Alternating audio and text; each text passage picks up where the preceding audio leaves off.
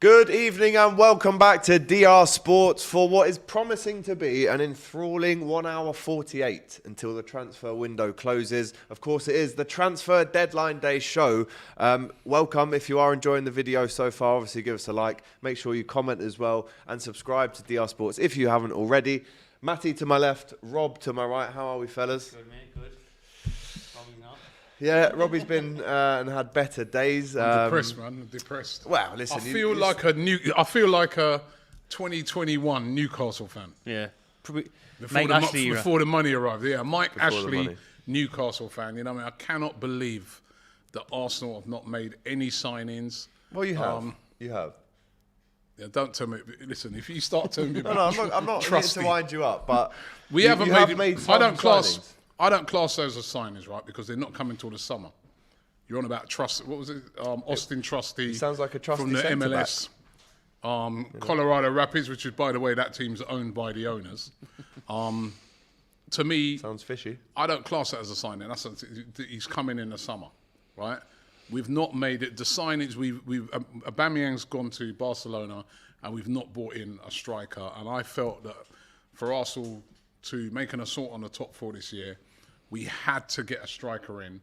We haven't done that, and I think it's a dereliction of duty. And I'm a bit worried for us now going forward for the rest of the season, because you know what a lot of people forget? We're only halfway through the season.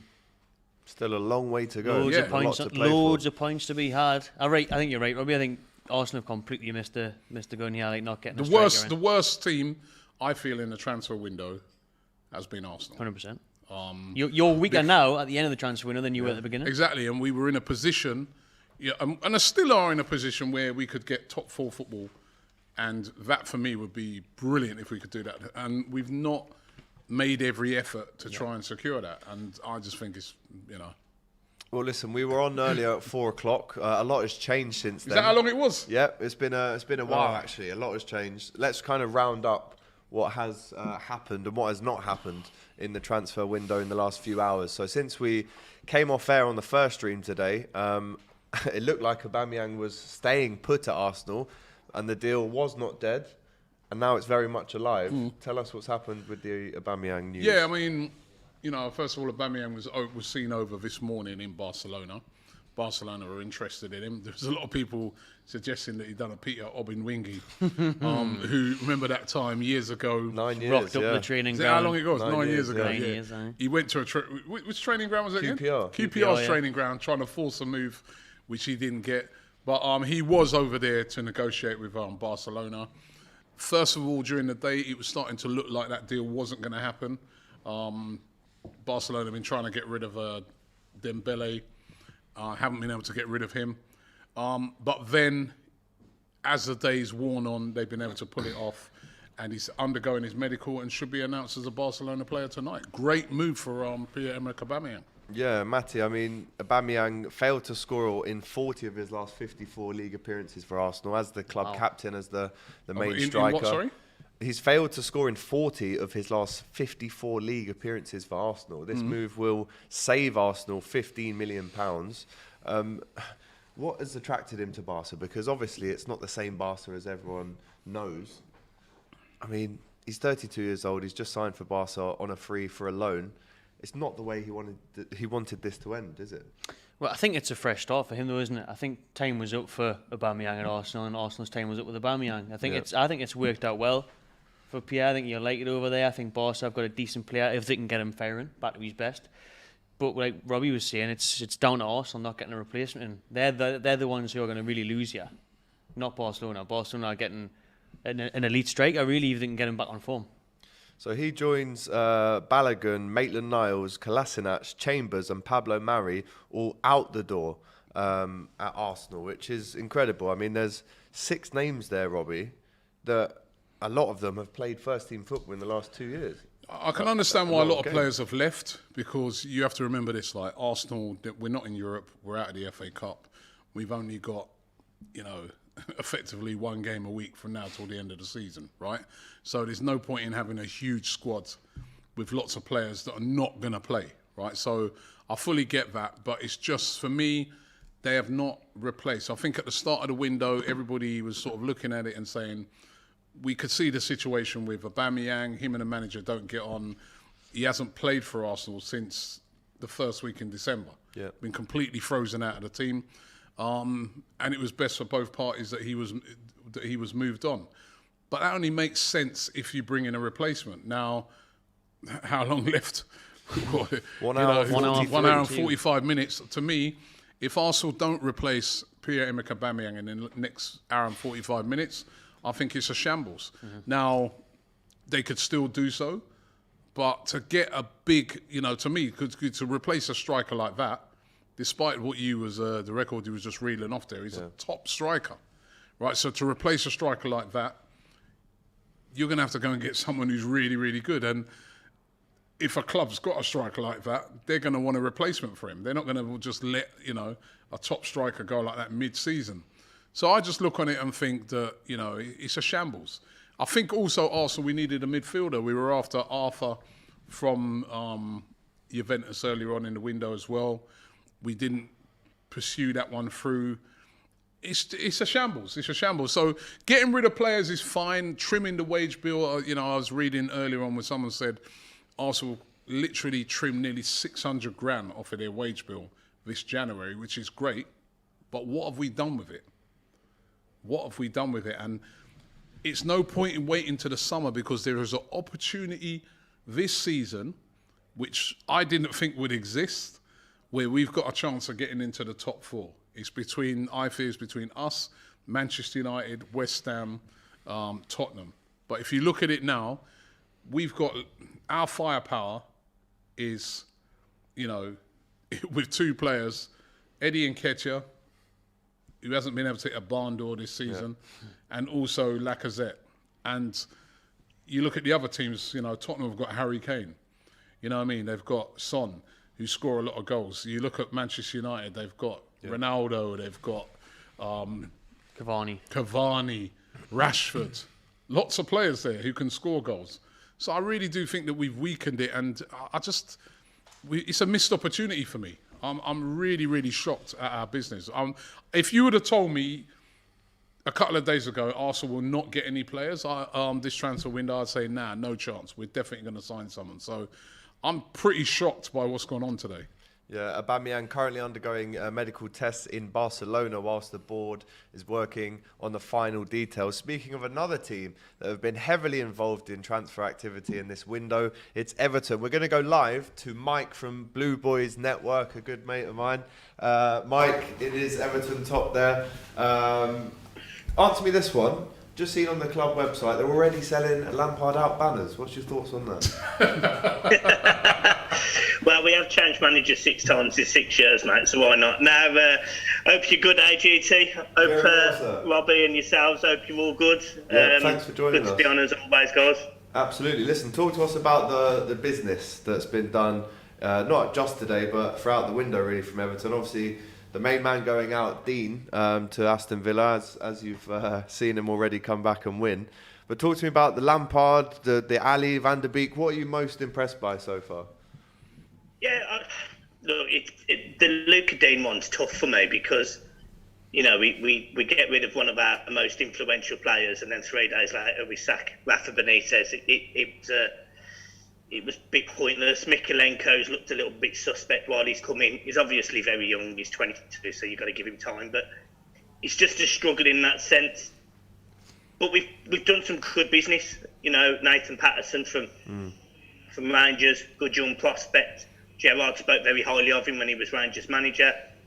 The lads today, Van der Beek and Dele Alli, it's positive. Obviously, Rafa going, bringing in Frank Lampard, which I think personally is a bit of a gamble, but with what is available out there right now, it's probably a gamble Everton don't really have a choice in making.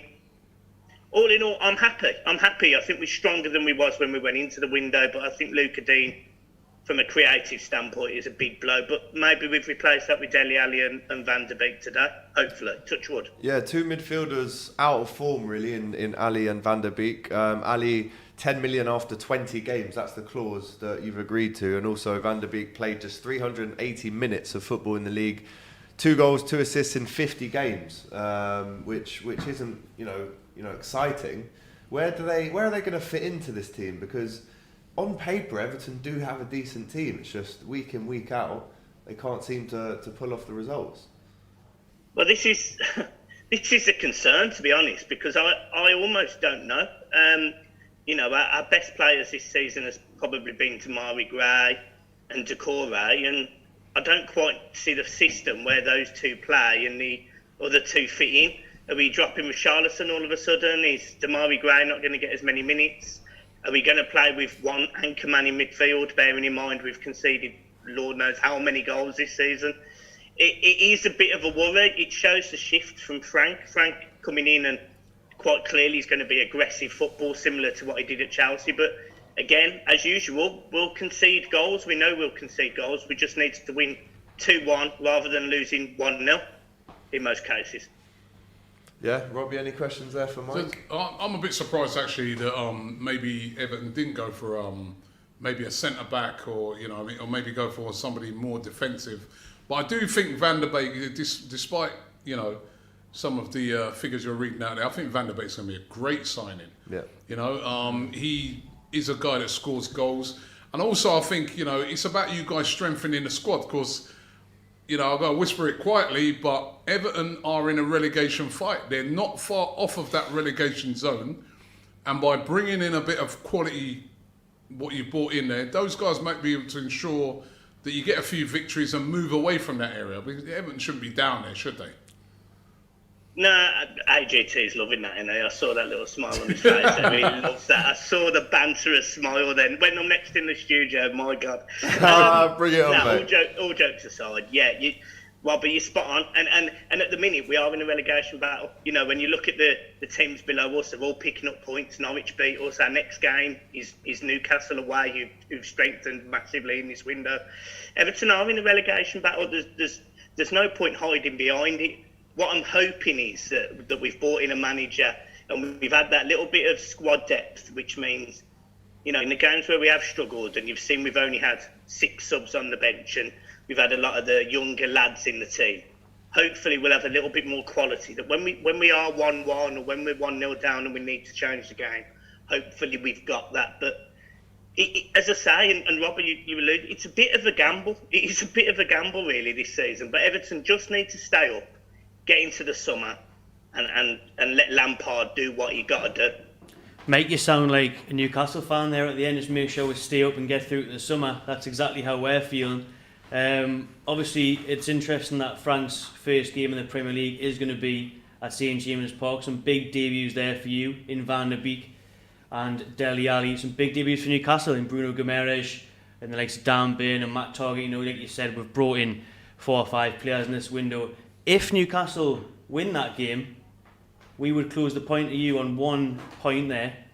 So it would be really sucking into a relegation battle, wouldn't it? Do you think Frank or the fans thinking that Lampard's the right man if that was the case to get them out of that mess? I think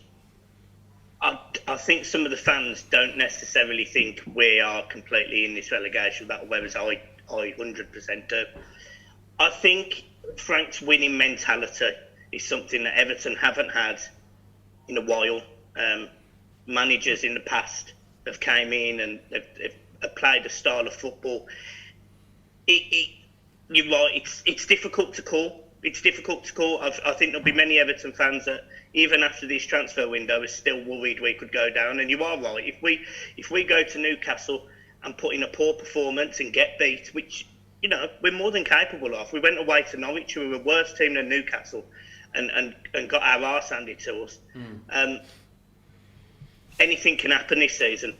Anything. The 2 that are definitely down, in my opinion, is Watford and Burnley. The rest are up for grabs. 100%, yeah. Yeah, not looking great for Everton, but can this transfer window be their saviour of the season? It's yet to be seen. Lampard, the new manager, coming in, new ideas. Which player do you think is going to benefit the most, having him as the manager? I think it's Dele Alli. I think he's got a demeanour that reminds me similar to Lampard, a skill set similar to Lampard, somebody who's prepared to shoot from outside the box, a little bit of trickery, a little bit of creativity, can pick a pass. Lampard kind of had all of that in the locker. Dele Alli having a manager in Lampard, someone who he maybe looked up to 10 years ago, I think that's going to help him massively. I'm hoping it helps him massively because a Dele Alli that's got 3 goal contributions in 2 years isn't the Dele Alli that Everton need. Everton need a Dele Alli that can get 15, 20 goal contributions this in the next however many years we've got him for. So Dele Alli massively, and hopefully Lampard can run off that, that winning mentality, and hopefully we can get Dele Alli shooting the way that he used to shoot at Spurs when he was there. So yeah, I think we're saying here, Van de Beek's a great signing. Dele Alli, can he rejuvenate his career? Everything's up in the air for me, yeah. Everything's up in the air. Even El Ghazi on loan.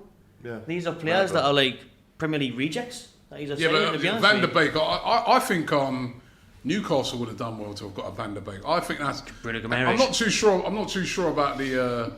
I'm not too sure about the Dele Alli one. But then maybe this move might focus Dele Alli, and he looks like a player. Last chance. Yeah, he looks like a player who's completely lost his focus over the past few years.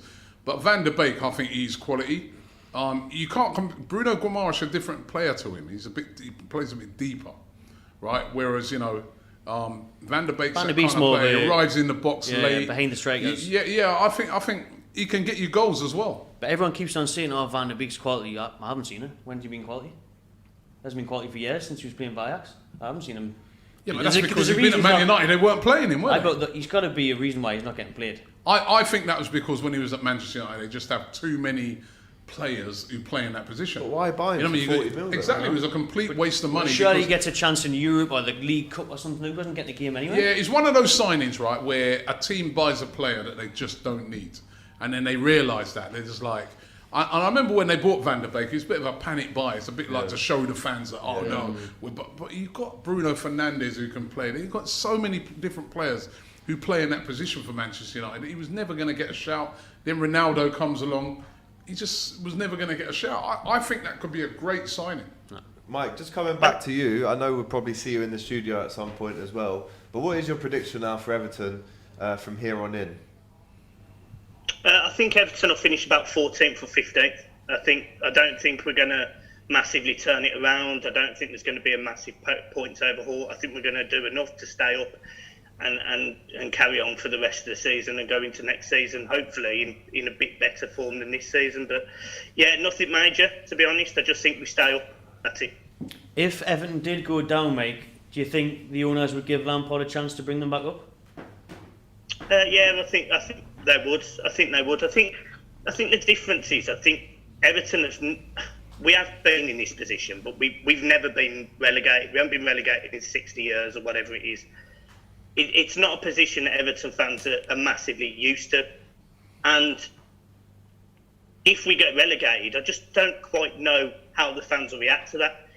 It will be interesting, but I definitely think that right now we've got to give someone time. And if that means we go down and come back up, so be it. We just have to rebuild our football team.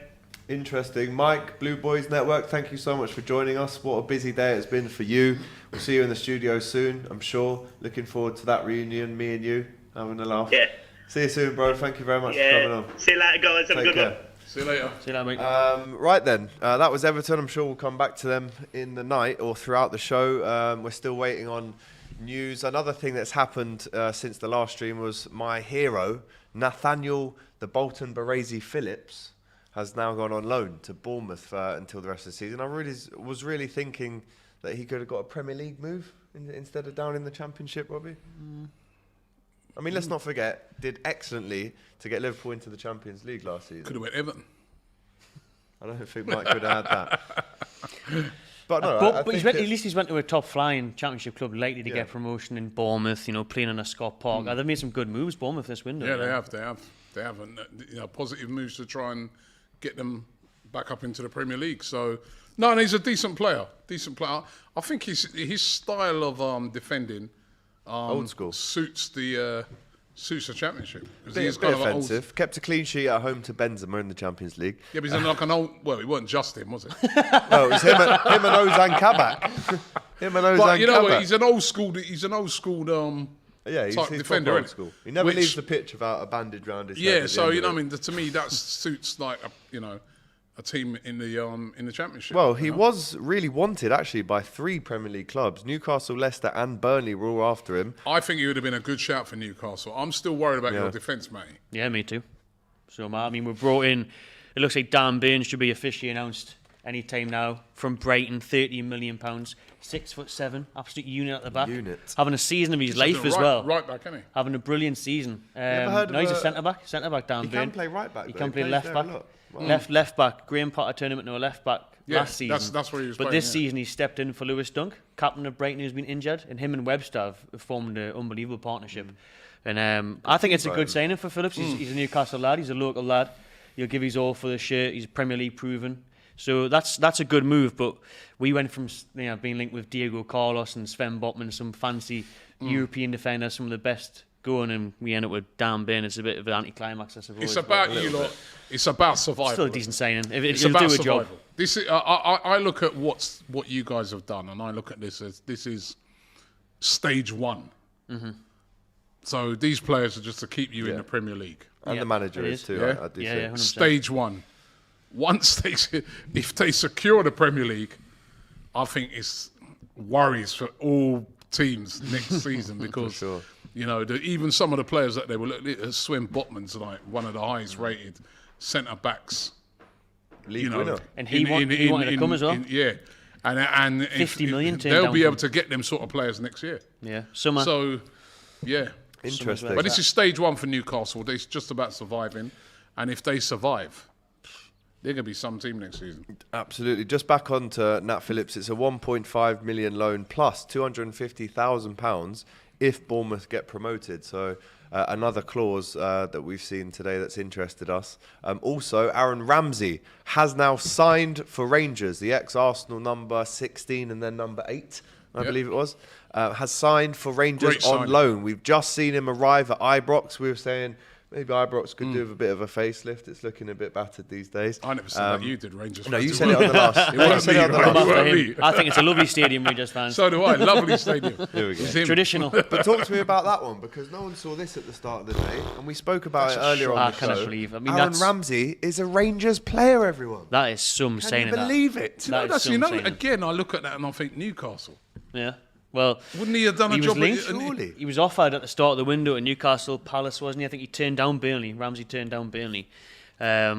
So when we look at it, I'm not sure how much Rangers are actually covering his wages because he's on £300,000 a week at Juventus, no, wasn't it's he? crazy. So I'm not sure how much Rangers are paying, but I did not see that one coming. Well, it It's is a a real loan coup for them. It's a loan, so Rangers must be covering some of it. I can't see them covering like the majority of it. Can't see them covering more than 50%. Yeah, but it's a great move for Rangers.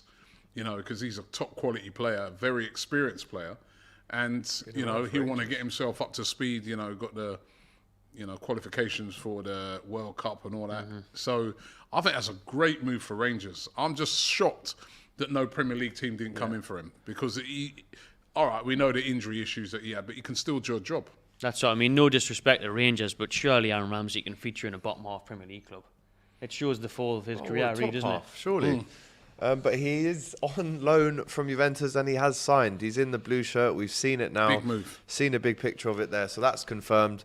Barcelona have now also confirmed the signing on loan of Pierre-Emerick Aubameyang. That's now done. What else has happened in the last few signing. hours? Because it seems like something every 2 minutes. Man United are holding Jesse Lingard hostage, so he's not going anywhere, fortunately. Do Jesse wanted the move. Newcastle had offered to pay his £100,000 a week wages. They'd offered a loan fee. They'd offered a survival bonus. If we stayed up, they were going to pay Man United money. Yeah, that was ridiculous. They were taking the mick, weren't Taking they? the mick, aye. The Newcastle tax that I mentioned was in full effect. I think Lingard, I'm wondering if because of the whole Greenwood thing, Yeah. that they're thinking, we can't afford to let Lingard go. Yeah. Because we're leaving ourselves a little bit short. It would have been a good signing for you guys, but the thing is now he walks away in the summer. He's got the pick of Newcastle, Spurs, and West Ham apparently in the The summer. amount of players now that are running their contracts down. Yeah. Player Just power. walking away. So happy to just sit and pick up the money, aren't they? So. Yeah. Big up to Christopher with the super chat who says, I'm tired of hearing about Oba leaving now. My only hope right now is that my fellow countryman Isaac joins Arsenal. Please, God, I know I sinned, but please. I really do. Christopher, if you have sinned, I At really least you've doubt it. I can't admitted see it because I'm just looking on it and I'm just saying to myself, it's too late, I just feel, to get that deal done. I hope I'm wrong, but I just can't see it. Arsenal, I can't believe we haven't signed anybody. It's just a real shock. You say that. There was another super chat that just come in here, a question for yourself.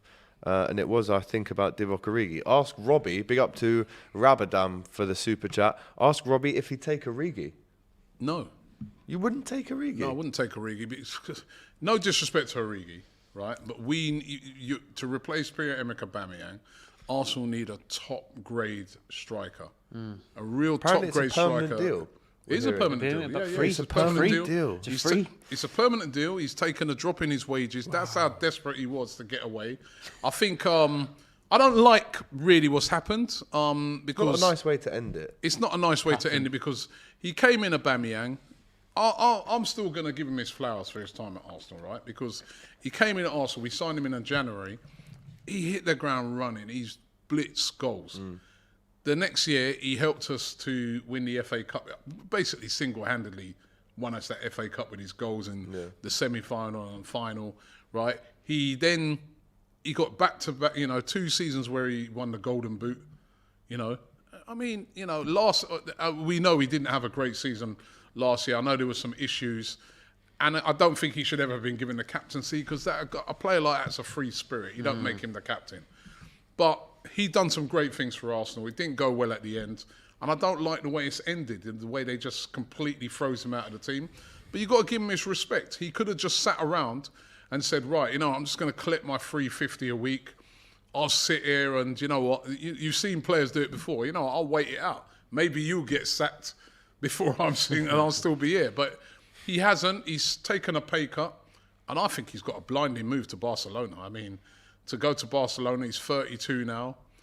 Go there. If he can, start scoring a load of goals there, which I've got a funny feeling he will do. I think he'll do well. That's a great move for him. And, you start to look back on your career. And I think if he comes back to Arsenal one day, people will look back on it and say, you know what, this guy did well for us.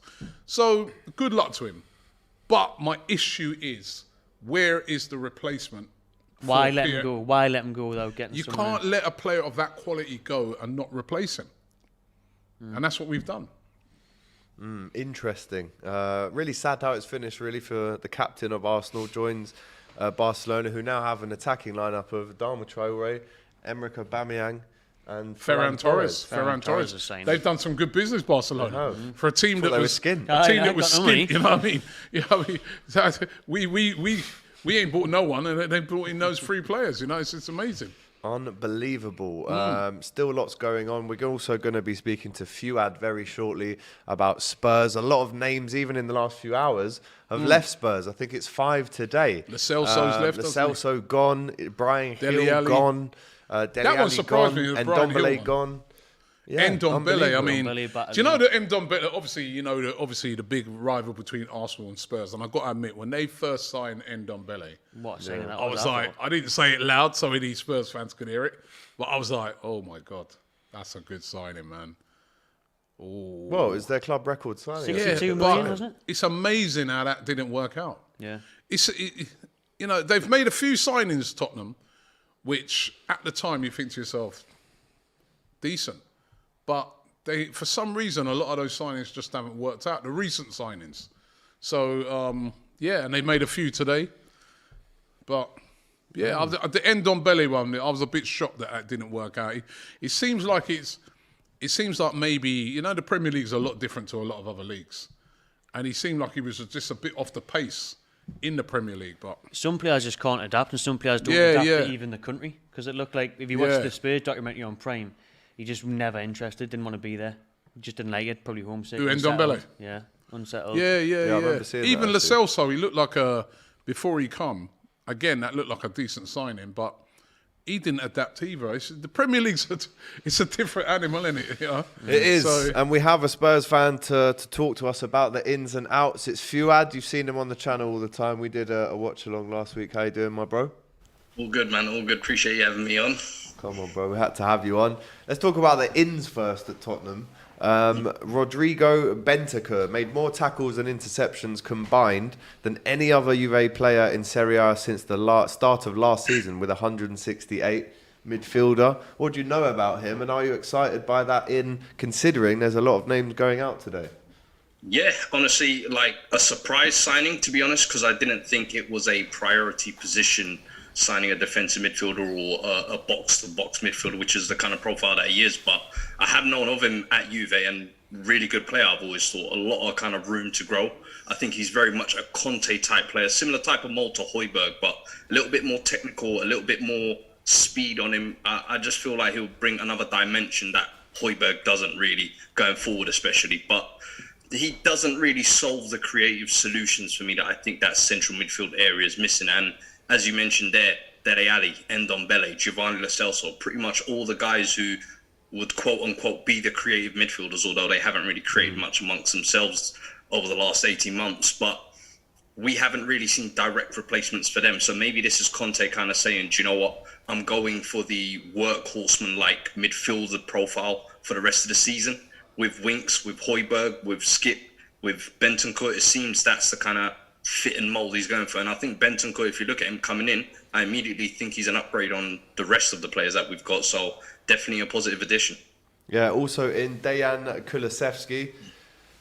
What do you know about him? I mean, personally, I'd never heard of him. Are these players good enough to replace the ones that have left?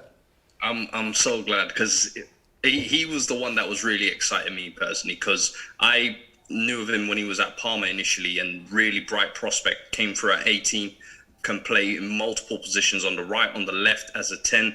At times he even played as a central midfielder for Juve, but I really think he's going to be kind of the third wheel almost to Kane and Son, which is something we've been missing for a number of years. But good technically, good dribbler, good with both feet, to be honest, even though he's predominantly left. But someone who's an inverted winger who can kind of reflect what Son does on the other flank and give us a bit more end product than Lucas Moura has given us.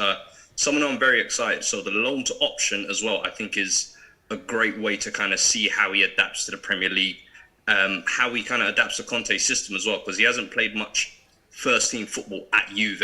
I think it was only 5 starts he had last season. So to see him now have a manager who's going to put his arm around him and say, do you know what, I've got belief in you, you kind of need to make a difference here.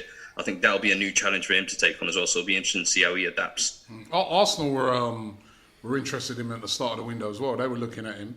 I remember at the time thinking, we don't need a winger. You know what I mean? So, but he is a decent player. That is a decent signing.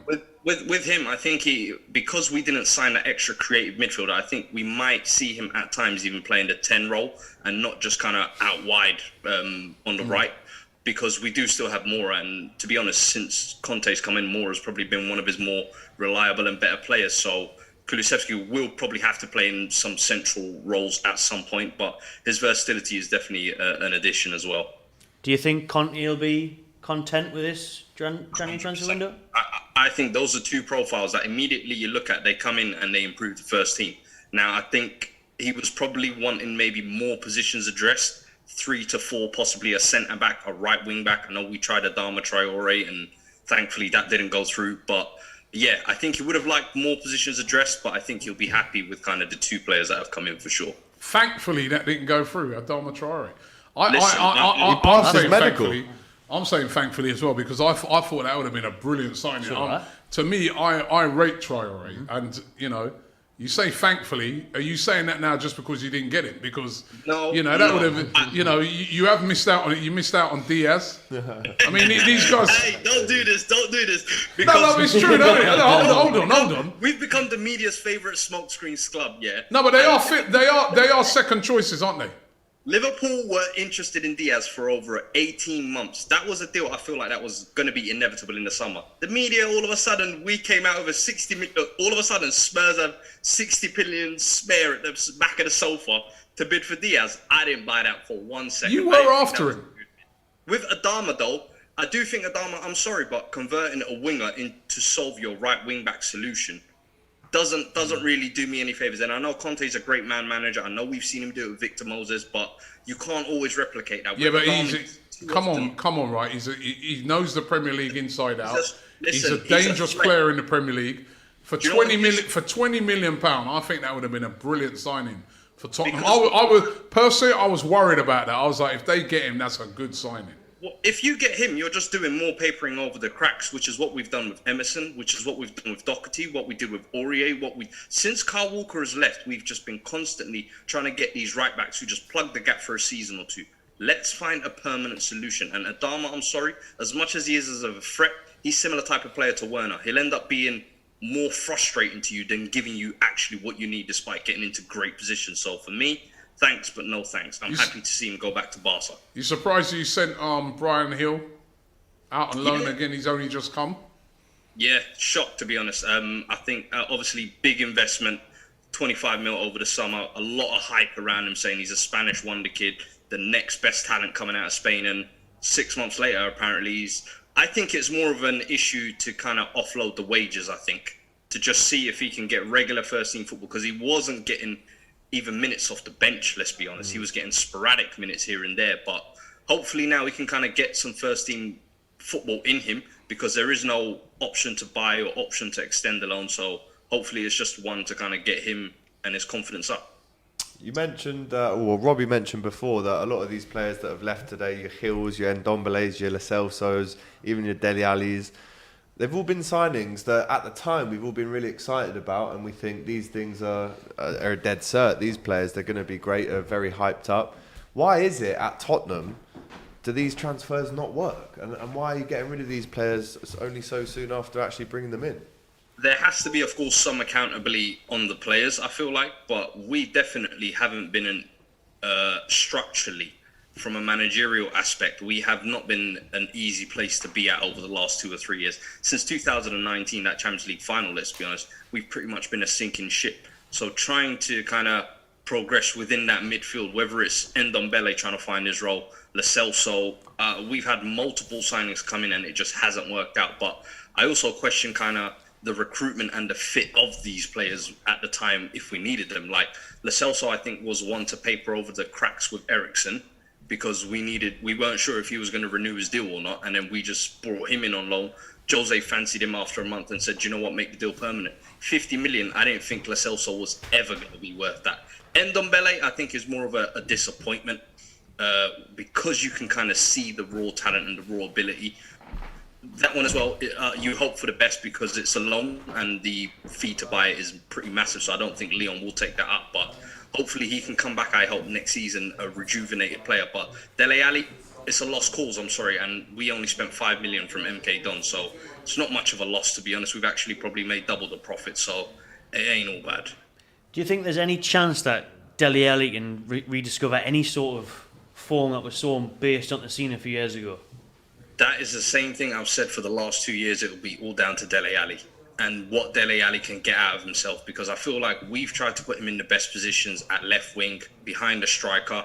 We tried to revive him in this number 8 role, and it just hasn't worked out. And every single manager who's come in has tried to give him that stretch of games to say, go on, make it your guy. I remember when Jose came in, he said, who's his real Dele? Show me who, and he did for a purple patch. And then West Ham game. Yeah, he just flatlines and fizzles out again. And I'm sorry, at Everton now, you've got a brand new opportunity, new manager coming in there. You've really going in there with kind of little pressure.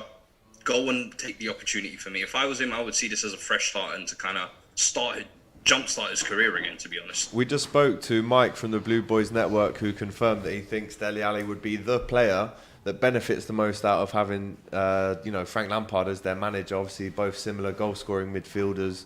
If you actually look at some of the stats that Ali was putting up on the board in his first couple of years in the Premier League, especially in those early stages, they were being projected to be even better than Gerrard and Lampard and Scholes and these kind of guys. So how has he fallen off so much?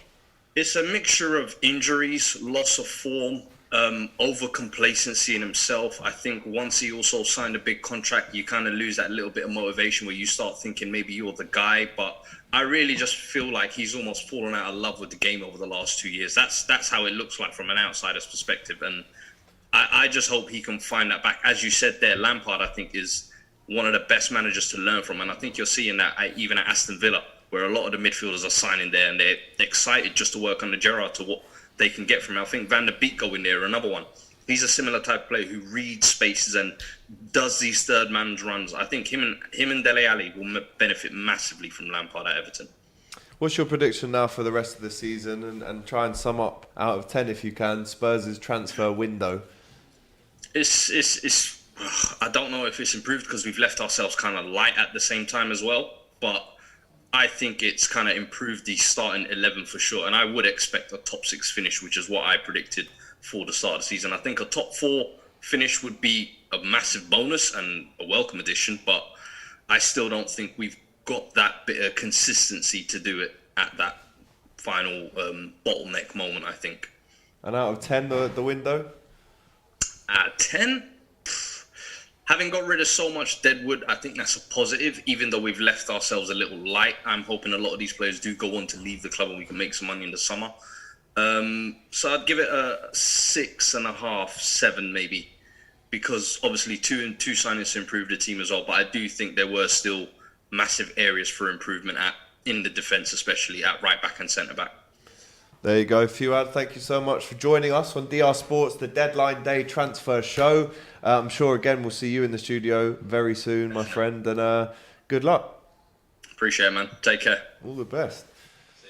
Right, back in the studio, we've been joined by another guest, this time to my right. Instead of Mr. DR, I've got Mr. Cecil G. How are we, fella?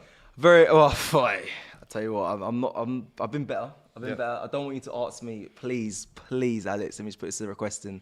Don't ask me to rate the window, please. So far, we'll be coming to that. Please, we'll be coming to that. This is. I'm trying to find a positive and a happy spin on this, but honestly, today has been.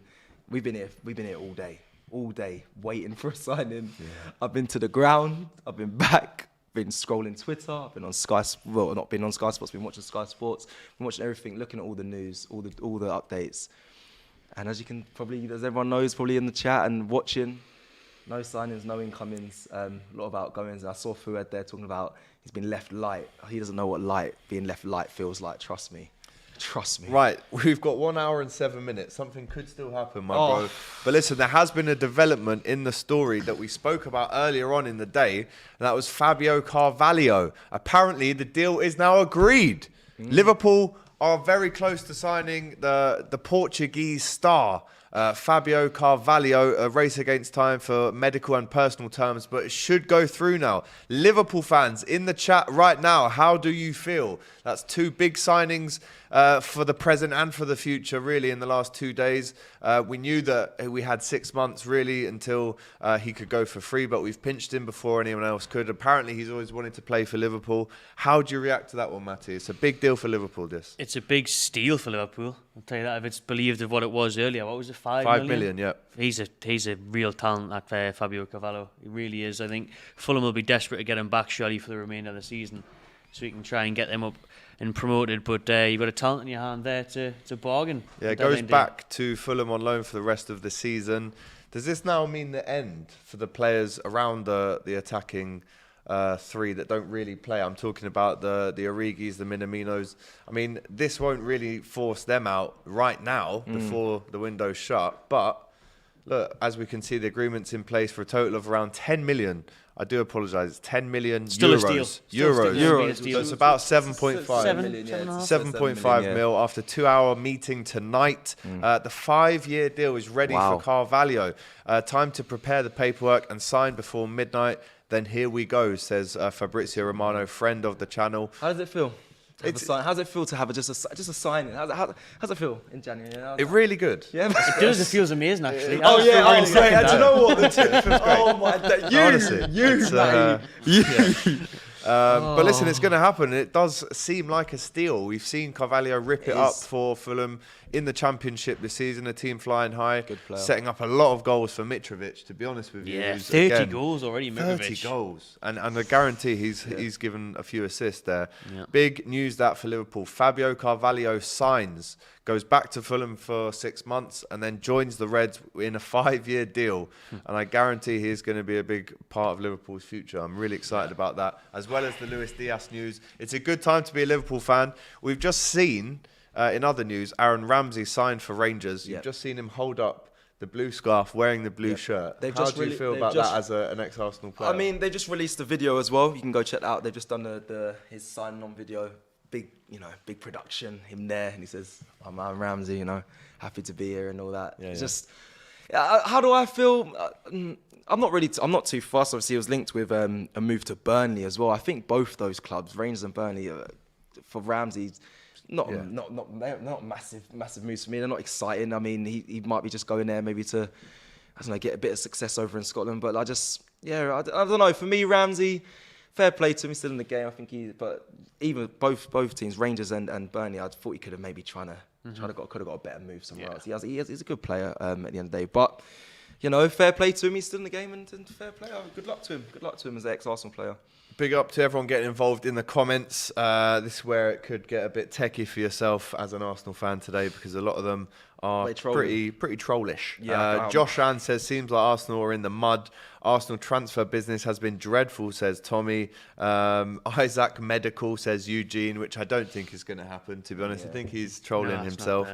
Maybe the bots can have a word with him. It's actually wild to think, right? I just went on Twitter, like, we're trending in so many different, like, Arteta's trending, Arsenal trending, Aubameyang's trending, Edu's trending. Like, all these things are like trending in sports, like number 1, 2, 3. Like, there's a whole transfer window. All these clubs are involved, but Arsenal seem to be the talking point throughout. I've seen Sky Sports. I said this earlier. I saw the video of Aubameyang arriving in Spain. I've seen that video played about 78 times today.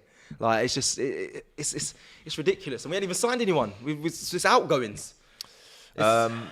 More news coming in. Bournemouth signed Kiefer Moore from Cardiff. You'll recognise him from the Euros last summer for Wales. A nice move for him there. PSG are also playing tonight against Nice. That's 0-0 in the round of 16 of the French Cup. Charlton have won away in League One at Portsmouth after being a goal down in that game. And the transfer window does close now in 1 hour and 2 minutes. So that's your 1 hour warning, guys. We haven't got too long. Do we expect anything else big now to happen, or do you think we're done for the night here? I wish we weren't done. I want to keep the viewers engaged. The big one's still coming. Big one's still coming. I'm so jealous of you, mate. I mean, we were clinging on to trying to get Jesse Lingard with Newcastle. We're hoping Jesse was going to come through the door, but Man United put a stop to it. Jesse wanted the move. Newcastle put the money up for it. Man United keeping a hold of him, so I'm not sure of anything else. I'm sure we'll see 1 or 2 late moves. Let's hope there's a big one in the works for somebody, though. I'm going to be honest. This whole just before the window closes, last minutes, for me, it's corny now, man. It's not that it's overdone. It is overdone. It's corny. I'm fed up of it. I'm going to be honest. And now I've been here all day. All day, people. All day. Let me just get at it. All day. Just checking up on all the news and being hopeful that we'd see someone walk through the door. And I remember saying, we need 2 signings this window. I think we'll get 2 signings. Now we ain't even got 1. And I'm holding on to the last hour and a half, or hour, shall I say, hour and 15 minutes of the window. Or hour, sorry, apologies. If closed at 11, hour. It's ridiculous. And it's annoying. And I don't even want to... I'm at the point now, I don't even want to see a signing, because if it happens, it's like a smoke screen for us as Arsenal fans. We did a signing. We made a signing. Should be happy. Nah. I'm kind of... You're fully past this window now. Bro, you just want this get this hour over and done with. I want rid of it. Yeah. And just quickly, just a shout out to our AFTV as well. They'll be going live as well. So if any Arsenal fans are in this as well, to check that out as well. If you want to vent, they're going to be going on till probably about 11:30. So you'll get the Turkishes, you'll get the Jameses, you'll get the Robbies as well, and their thoughts and feelings on the window. But yeah, man, it's completely different feeling to how I'm sure how you guys are feeling in this window. Well, I've been in your shoes for the past 14 years. Fair. And I've seen us not sign a lot of people a lot of times, and it is frustrating. There has been another deal to report, though. Crystal Palace have made the signing of Jean-Philippe Mateta, a permanent, that's 4.5-year deal he's got with Palace there. Had a decent season, number 14. I think he actually scored against Liverpool the other week, if I'm not mistaken. Yeah, he did, yeah. Great pass to find him for that goal. So there's some news from Crystal Palace. Another team that aren't going to be doing anything is Watford. They've made 4 signings already in the window, but have ruled themselves out now of anything else. So a quiet one for Watford. I mean, as we're looking at the TV here, we're seeing the big names coming in, the Van der Beeks, the Dele Allis, Pierre-Emerick Aubameyang going to Barcelona. Again, something could still happen. I do think within this last hour, we're going to get one thing that might raise a few eyebrows. From what club? From us? Do you think? I'm just thinking in general. What club are you thinking? I'm just thinking in general, and I can't really put a name on it. Again, let me know in the comments. Do you guys at home think that anything big is going to happen in this last hour? We're going to be covering all, of course, and we're going to be going just past 11 o'clock for you to round everything up for the end of the day. Let's look at some more deals that have happened in the Premier League in this window. Go. Oh, yeah, go on. Obviously, Manchester City today have Julian Alvarez in as a new number 9, even though Jesus is the number 9, but I'm sure that he'll be played in that position. He's scored 36 goals and 25 assists in 96 River Plate appearances, and he will join them next season. So interesting to see how that one pans out, especially considering that I guess now they're admitting that they're not going to be using an out-and-out striker at all this season, if they haven't actually brought one in right now. Leeds, nothing significant for them. You would have thought that maybe Leeds would have been in the market to boost that squad, but happy with what they've got. Well, surprisingly, I mean, we managed to beat them Newcastle in the last game, and they're not out of this mess at all. They're still in a relegation battle, so that they haven't done any work is surprising. But I guess at least they've kept the best players. Rafinha was linked with a move all January away from Ellen Road, but they've kept a hold of him, so that's a big deal for them. But maybe they could have got 1 or 2 in the door. You happy for me to read out the poll results here? Let's get into it. Big up to you for setting that poll. Obviously, which team has had a better January transfer window? 2,400 people got involved in it. Aston Villa winning with 41%. Newcastle with 36%. Everton with 11%, and Tottenham at the bottom there with 10%. So people are saying Aston Villa had the best January window so far, 41%. And it's between you. It's the top 2 between you and Aston Villa. I think as well. I think Villa have done good business this window very good as well. business. Yeah. Let us know in the comments who you think, as well, maybe outside of those 4 teams, good question. has had a good window. I think Liverpool have to be up there considering the names that we've managed to bring in the last 2 days. So, again, let us know in the comments what you think. It's been a very interesting transfer window. Big up to TPH, who says we will pull something out of the rabbit hat with our new owners and the players we've got. It won't surprise me. I'm not too sure what team you're talking about there. Liam 2K1547, salty Arsenal fans. Patrick Vieira, not the Patrick, I'm assuming. Why has nobody gone in for Calvin Phillips? That's a decent shout. Yeah. Obviously Or very even influential Rafinha. I would have took Rafinha as well. There's a few players there. You'll see them moving the summer. Yeah, with Liverpool. So you are still waiting for pen to paper for Mohamed Salah, right? For Mo Salah and that's right. The front 3 all yet to sign contracts. All 3. Mane. Salah. I do think it will happen. It's just quite. All 3 of them. You think? Do you genuinely believe all 3 of them? I do think we'll sign them all. I do think we'll re-sign them all. I can't see that 3 being broken up maybe for about 2 more years. Obviously, Luis Diaz, Jota will, get in the team and flirt in and out of it. However, I do believe that all 3 of them have still got, especially Salah, still got more to offer for Liverpool. Wow. Especially, I mean, look at the records that they've all got. I mean, they've all scored 100 goals for Liverpool. Yeah. Firmino, Mane and Salah. So I think keep them together. It's been a great window for Liverpool. We're watching this video again. The 79th time. 79th time of Aubameyang coming through the airport. In Barcelona to be greeted by a small fanfare. Not too many people. all right. But he then claimed it was to see family. Yes, he did. So the Aubameyang story today has just been mental, hasn't it? Yeah, it's been on, it's been off, it's been on again. It's been an interesting window, and especially in that sense with the Aubameyang. I'm actually sad to see him go. I think for him as a player, he'll be happy. 32 years old, he said he wants to follow the footsteps of Thierry Henry. He kind of is. Maybe obviously definitely different levels in player, but obviously he's following his footsteps and going over to Barcelona. And I think we're hearing now it's a kind of a permanent. So that's it really, and I just did a post out to Aubameyang to say thank you and good luck on your move over to Barcelona. So yeah, man, I do wish him the best. I've met him a few times actually, and he's a great guy, man. He really is. It's a shame that he's not going to be, I guess, remembered. He will probably be remembered for obviously getting the FA Cups and that, but not remembered for, because obviously what happened towards the end of his career in the most positive light. And it's a shame that him and Mikel, haven't really, closed that gap in a relationship. But hey, it is what it is. Good luck to him over in Barca. And yeah, man, it is a shame, but that's the transfer window right now. I can talk about outgoings, but no incomings, which is a worry for me personally as an Arsenal fan. There was a lot of talk of top 4 for us. But I think that's gone now. Do you think you blew it by not getting a solid you know what? replacement? I'm gonna be honest, Matty. Like the 0-0 told me a lot against Burnley. If I'm completely honest, at home, that told me a lot, and the optimism was forced for this top 4 for me after that. And now I know there is still 50 minutes or so left of someone to come through the door. Even still, if that happens, I don't believe we'll be getting top 4. It's interesting to hear Fuad speak earlier about top 6. But yeah, I mean, that's kind of where, as a fan right now, especially with no incomings, that's where I'm at. What would worry me as an Arsenal fan isn't just the way the January windows went.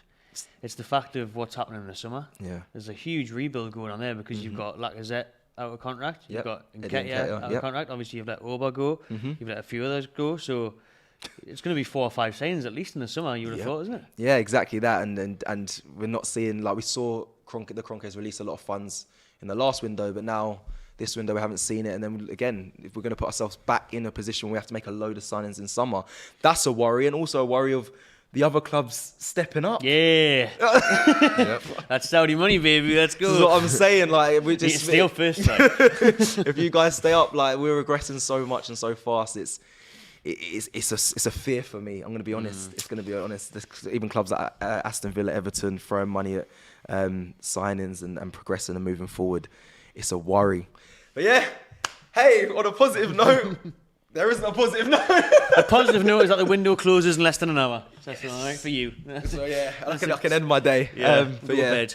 Brentford signing Christian Eriksen is a transfer that's definitely brought people talking online. Me and Robbie mentioned it earlier, the fact that we saw him take that horrible fall in that Denmark Euros game. He's back in the Premier League now. Great to see it. It's amazing. It's an incredible story. Yeah, it is. And then because do you know what it is? Because of the stigma of if a player has a heart problem, that's it for them. That was what was kind of the stigma. I spoke to Fabrice Muamba not too long ago as well, and he was shocked about the signing. So and him carrying on playing. So big up to him. It's good to see him still playing and signing a good club as well. A good club. Yeah, he's still a club on the rise. I mean, before we talked about these players that are happy to just sit out, wait for the contract to run out, pick up the money. It shows Eriksen's love for the game, getting involved. He could easily just, right, I'm going to relax now. I'm just going to sit on the beach for the rest of my life. But he's wanted to get back into the thick of it, get back into playing football, going to a good up-and-coming club in Brentford, doing well this season. Good manager in Thomas Frank. I'm pleased for him. I think it's a great story, and I hope he does well. It is. It really is. And I can see him doing well. 55 goals, 65 assists in his time in the Premier League with Tottenham. So you'd have to say that he's got all the credentials there to help out Brentford to the max. A big up to Edward Watchman for the super chat here. For Liverpool, Diaz in, most likely player to go from the front three is Mane. Only because we've seen this before with Coutinho. Typical FSG deal. Thoughts? A typical FSG deal, I wouldn't say it is necessarily this Diaz one. We've honed in on Diaz so much. We've sent so many scouts to watch him. We've been watching him for months and months. And we've really done our due diligence on Diaz, and he's the most informed player in Portugal, maybe with Darwin Núñez, who had a bid rejected by West Ham today. And Newcastle. So I wouldn't say it was a typical FSG deal. What I would say, though, is I agree out of the three of them, I would say that Mane is the most likely to leave. Thanks for your super chat. Aubameyang to Barcelona, not contingent on any players leaving. Barcelona have offered Dembele around, but some are free. Always most likely Arsenal, Pierre-Emerick Aubameyang and Barca contributing on salary until summer. Then Barca will pay a full lower wage thereafter. That's David Ornstein from The Athletic with some more intricate details about the Aubameyang to Barca deal. I think there might be some news there too about Fabio Carvalho. I think that is done. Fabrizio Romano has just tweeted 2 minutes ago the famous tick of confirmation. It's the here we go. He has said, Fabio Carvalho to Liverpool 2 minutes ago, this was on Twitter, here we go. Deal in place for the 5-year contract. Medical ongoing in order to sign paperwork before the deadline. Carvalho has accepted all the clauses in the contract. It's the race against time now. Fabio Carvalho will stay at Fulham on loan. So hang on, he's saying here we go, but he's saying it's a race against time. I'm not too sure what Fabrizio is saying there, to be honest. Let us know if you know any more, Fab. Obviously, a friend of DR Sports has a weekly show, doesn't he, with Robbie, which you can watch, I'm sure. I think he's doing a big stream today with Heineken, and that's the beer that we're drinking today. So there you go. Heineken. Again, people in the comments saying Isaac Medical. I keep seeing doing anything to help the mental health here of Cecil G. I keep seeing that. I keep seeing Isaac Medical. Isaac's going to happen. Cecil, don't worry, we're getting Isaac. Even still, I mean, we're going to have to pay a release clause, likely, because we had a bid put in and we got it rejected. So we're going to have to put in, if you're going to do it, especially at this late stage, it's going to have to be a release clause. £75 million, 90 million euros for a 22-year-old. I mean, for me, it's way too much money. Way too much money for a player like that. Like I said, 4 goals in the league. Yes, he had a good Euros. Did like him in that, but that's a lot of money, and it has to work. I feel for players coming to Arsenal right now. They really have to have a lot of weight on their shoulders. And I know Thierry always says you have to have big shoulders to carry the Arsenal badge, but it's a lot of pressure for a young 22-year-old to come in. On that, with that price tag, if you pay his release clause, it's a lot of pressure. And the fans, I'm gonna be honest, we're not gonna be forgiving. We're gonna want you to hit the ground running. I mean, right now we have Lacazette and Eddie Nketiah as our 2 strikers. Look at the you lot. I don't know if you heard that on their mic. It's a little sniggers there. I think it was the background of the air. That was me. Both of them as well. Not even just one of them. Both of them had a laugh at that. So you're right though, because when you pay that much money, you expect it from the off, don't you? Yeah. And it could be like a Pepe situation all over again. Do you know what I mean? So this is it. This is it. And the fans, again, we haven't been too forgiving on Pepe. So it could be that another situation. And I question why Arteta went over to Denver and met with the Kroenkes. Like, what did you go over and ask for? Because this should have all been prepped. We should have had this covered by now. But we're now scrambling in the last 45 minutes. And if I'm completely honest, I don't see anything happening as in regards to incomings at Arsenal now. But hey, what's this? So some more news coming in on the Aubameyang deal. He's now completed his medical at 9:57 our time. He was leaving the hospital in Barcelona via car, going to have his final details all signed off there to become a Barcelona player. There he is in the car. There's a picture which has just emerged. I mean, I can't really see. Is that Aubameyang? I don't know. I think that's the wrong car that they've got there. I'm not too sure Aubameyang's in that car, but he likes flashy, shiny cars. I was going to say, I've seen his car. It's actually like he doesn't live too far from around here. To be fair, I've seen his car before. And cars, should I say. But yeah, not nice for Arsenal to see their captain leave like that, I guess. No one thought it would end this way after only recently signing that new contract at Arsenal, which now a lot of people will raise eyebrows about. Just reconfirming the news that Jean-Philippe Mateta's loan move to Palace has been converted into a permanent transfer. Wow. 4.5 years signed. Palace are looking good, you know. They are. They are looking good. They've got a nice, especially going forward. They got some real talent in that side. Someone to be a again. Me now, I'm getting afraid of clubs like Palace. But yeah, they're going forward. They've really improved. So yeah, big up Palace. It's a good deal there as well. One of the main talking points for Arsenal is obviously the lack of names coming in. However, they have saved over £600,000 per week on wages in January alone. Saving that kind of money, does that allow you to go big in the summer and really, invest it? That's a good question. Saving that much, it's a lot of money. Let's start with that. That's a lot. That's a lot. Yeah, that's 600k a week. That is a lot of money.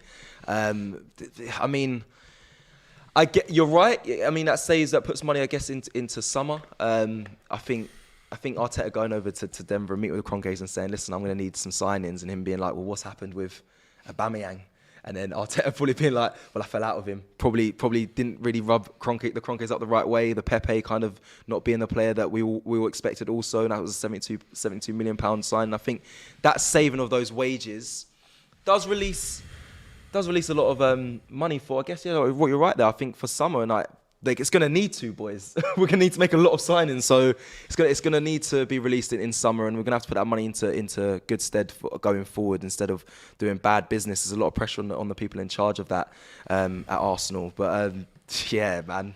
I mean, we're doing a lot of what was I going to say? Kit launches as well. So there's a lot of money in the bank. We just sold out on the TFL range. So there's money there. There's money there. But the saving of the wages definitely can go towards, hopefully in summer, a lot more signings at Arsenal. But again, you've got to put trust in those people making those signings. And I had trust in summer. I'm starting to lose it now from what we're seeing in this window. Well, speaking about another London club who haven't had a very busy transfer window, that's Chelsea. We will very shortly be speaking to Lewis G, obviously a firm part of DR Sports these days. We've got him here with us now, and we can speak to him live on DR Sports on the Transfer Deadline Day show. How are you doing, Lewis? Yes, guys. How's everyone's Monday been? You all good? Very well, All sir. good, mate. Not All too good. bad, mate. Very I've good. seen better days.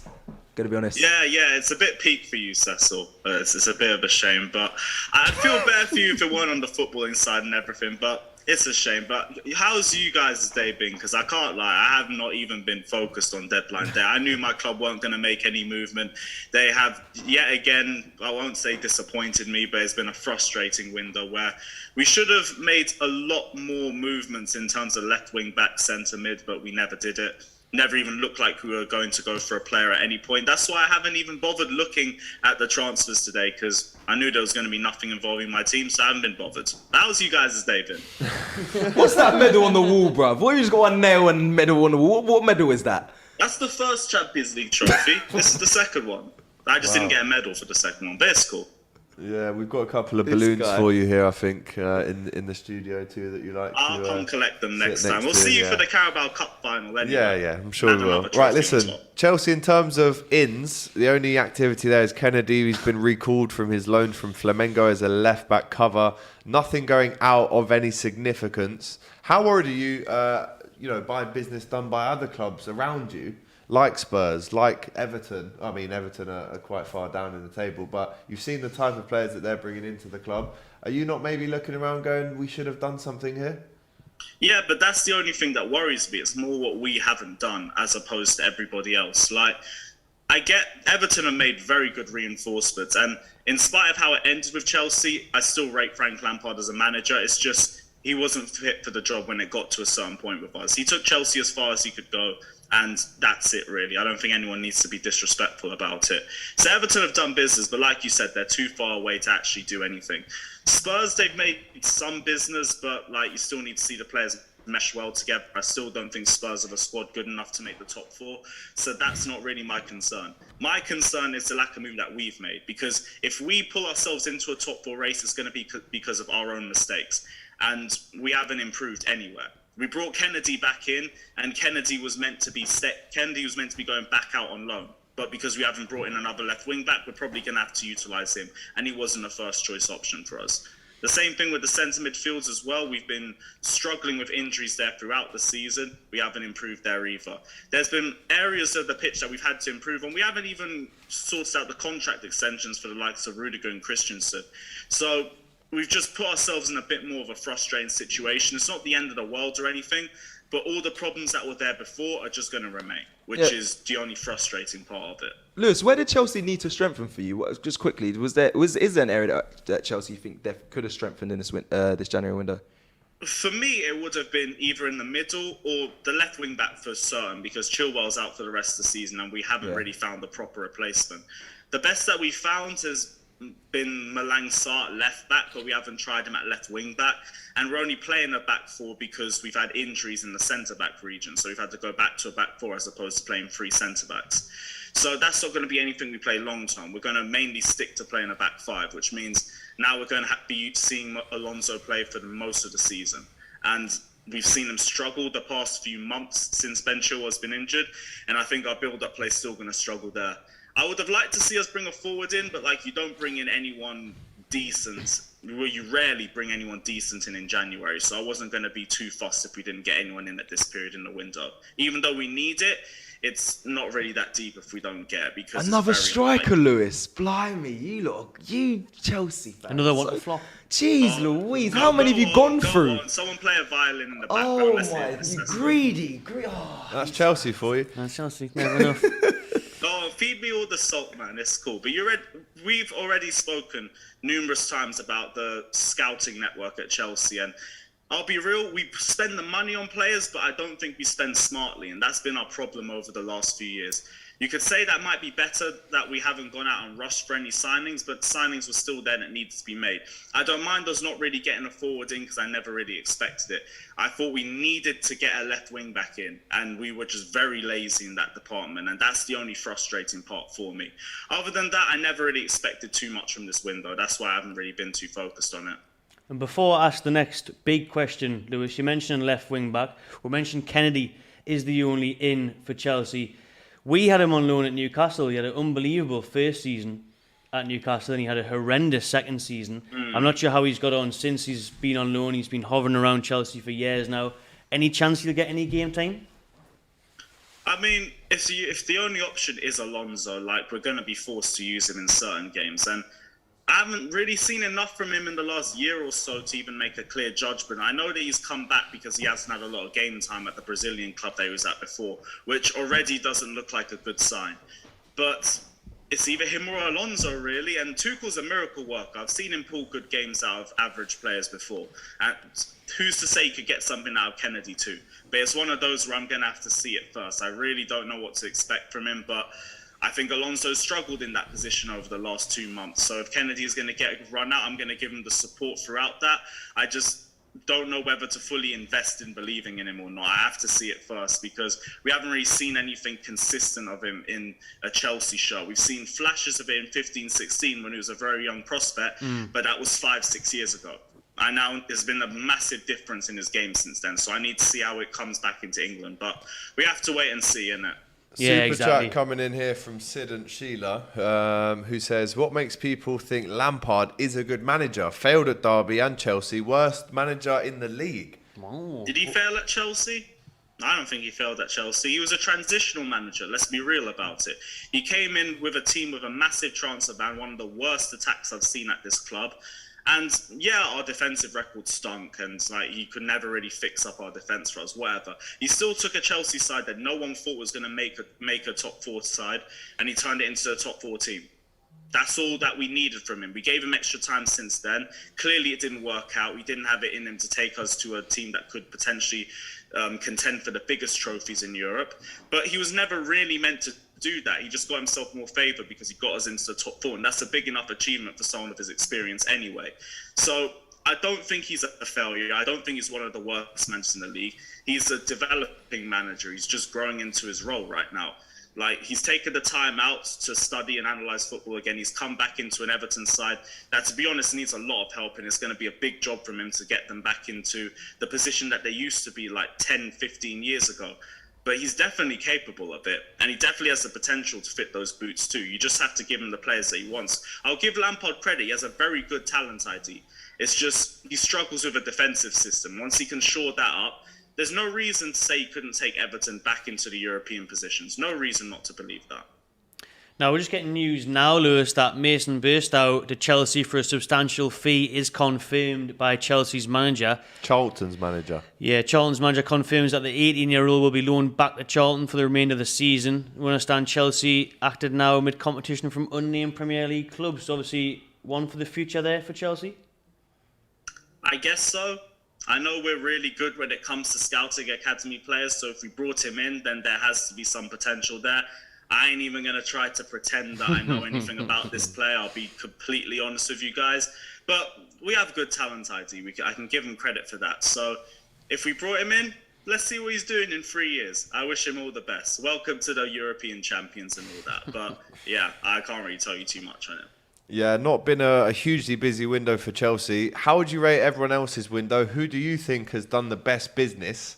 How would you rate it?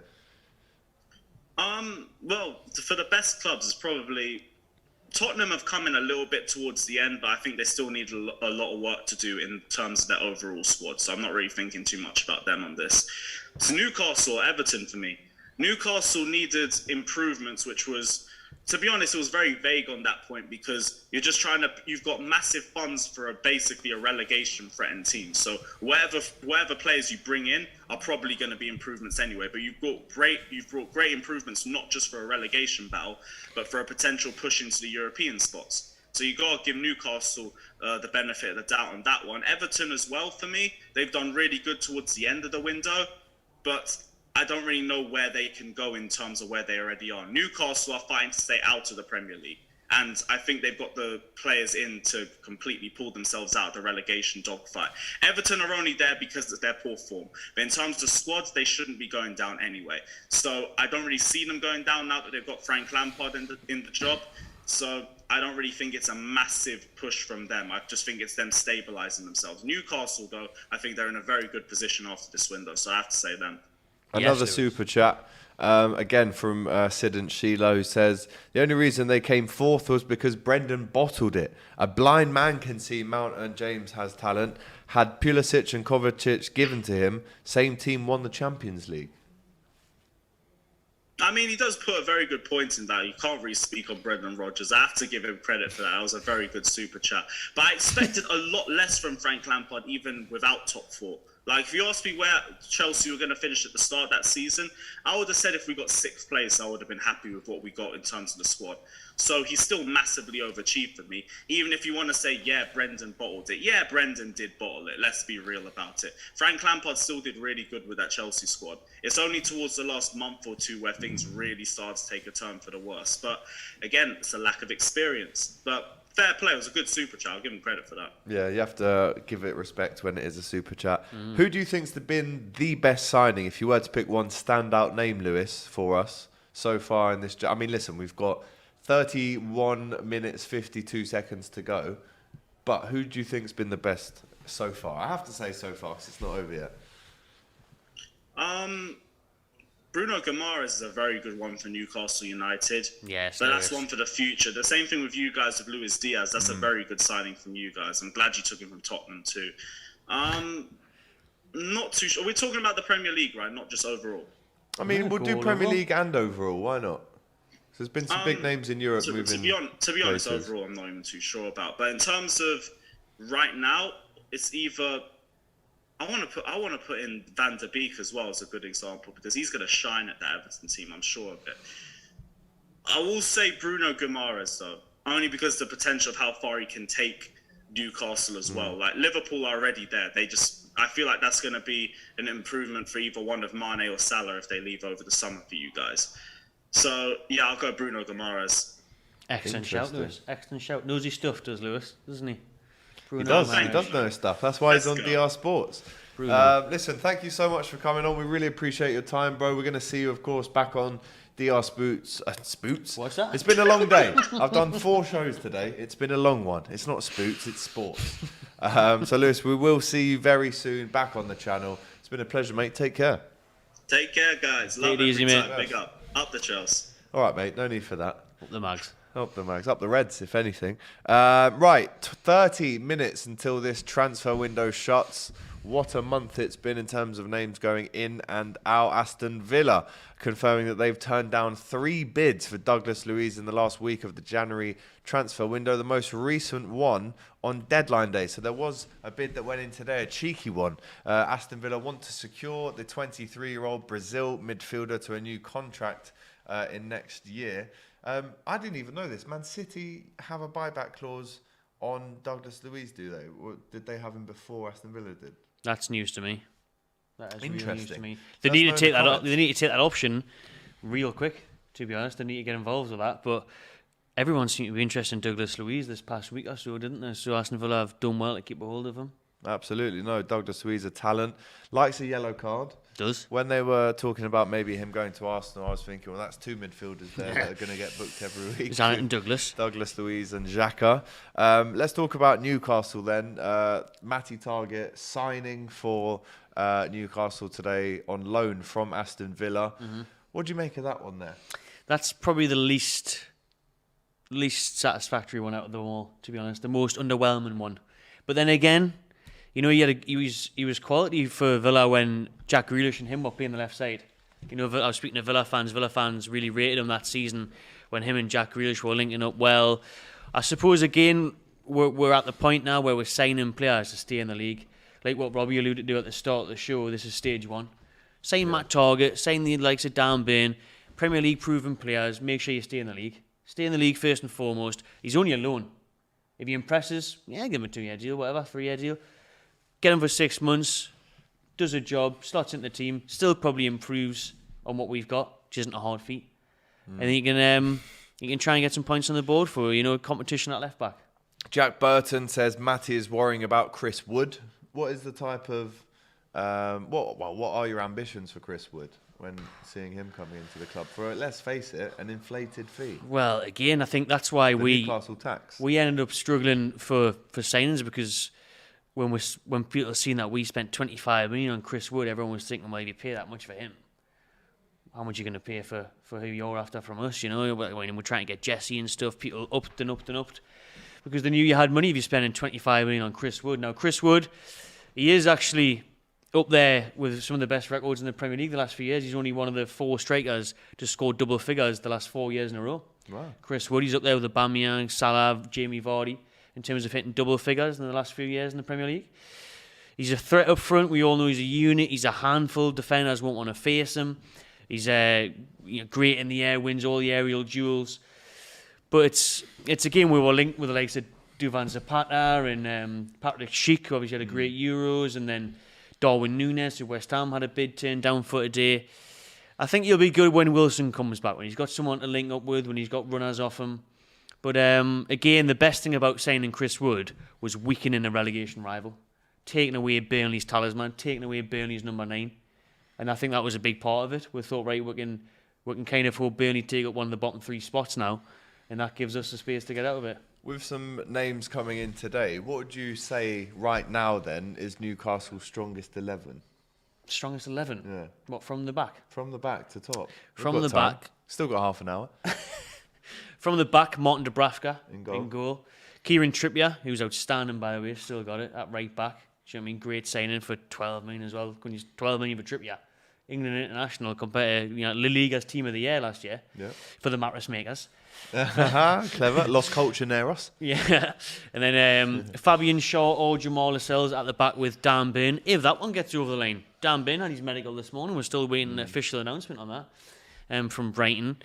Left back, you could have Matt Target or Jamal Lewis. And then it's a midfield where it gets interesting for Newcastle. It's Bruno Guimaraes, big signing. Joe Linton and Shelvey is the midfield 3. Alan St. Maximin, Ryan Fraser, and Chris Wood up top. So that when you say that starting 11 is good enough to stay up, surely. Surely.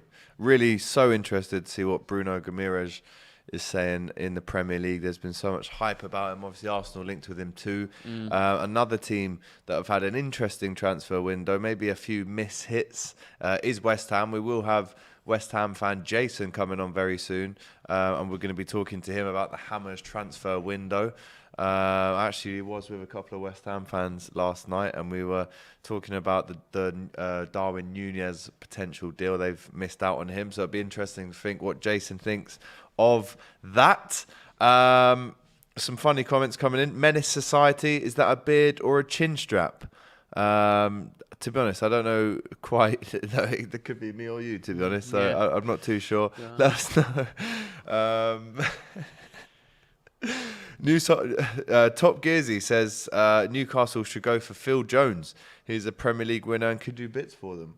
I started off reading that maybe thinking it was a joke, but then I realised it was actually serious. Did he turn down a loan move to Bordeaux yesterday, Phil Jones? Phil Jones? Yeah. Wow. Strange move that. Should have took that loan move. Take any move you can get, Phil. I wouldn't have had him at Newcastle.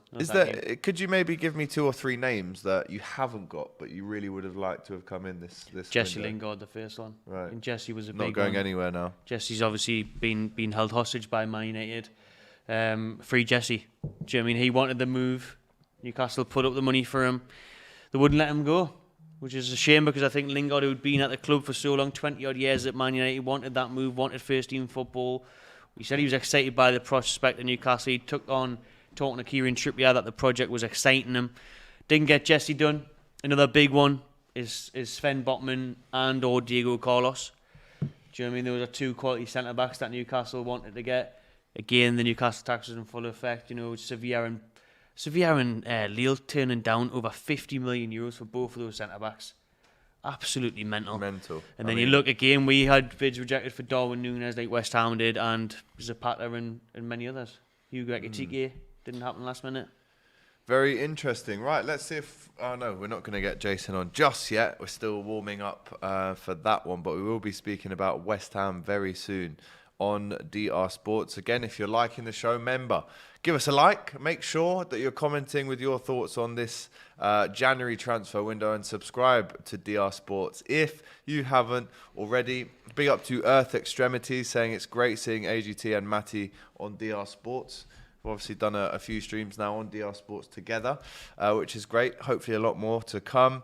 And we will get back into the comments after this call with Jason, because we have got him on the line now. It is the West Ham fan from West Ham Fan TV. How are you doing, fella?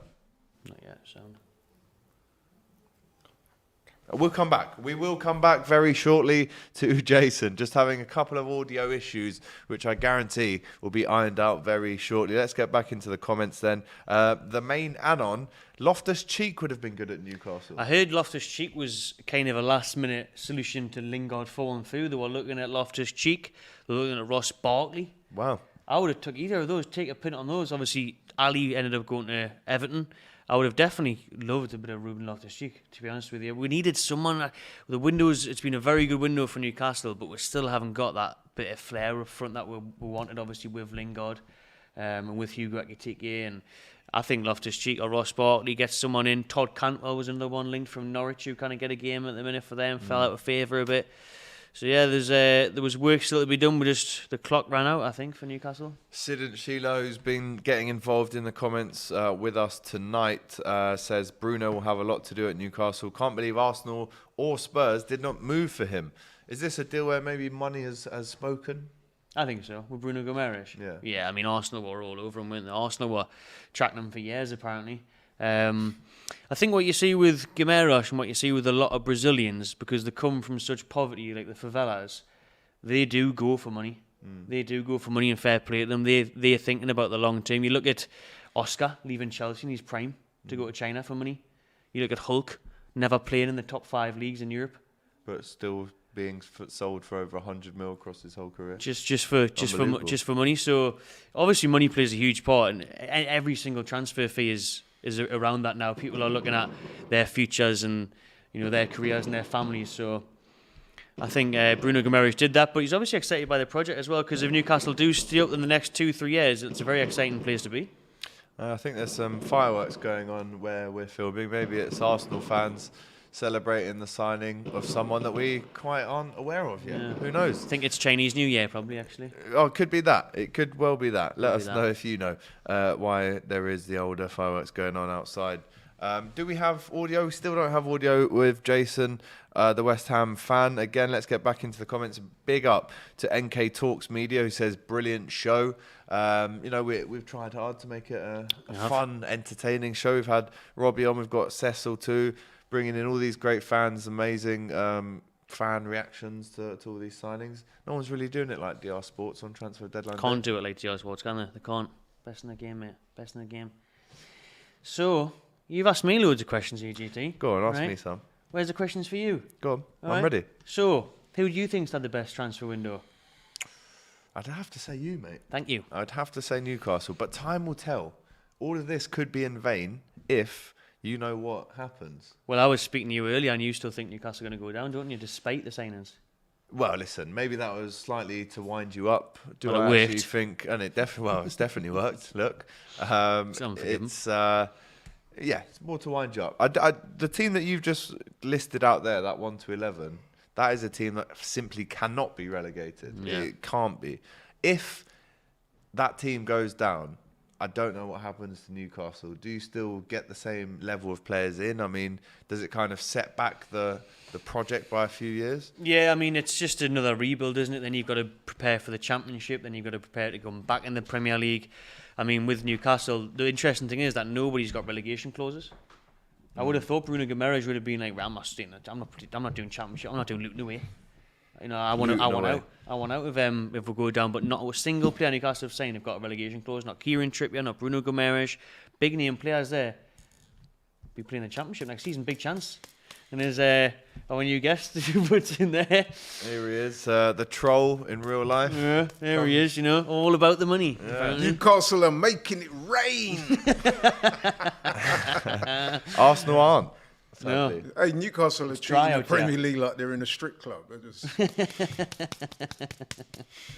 But hey, it's all good, man. It's all good. Enough respect to Newcastle. At least they're doing some business. Yeah, Laurie joining Nice us change. on the transfer deadline day show live.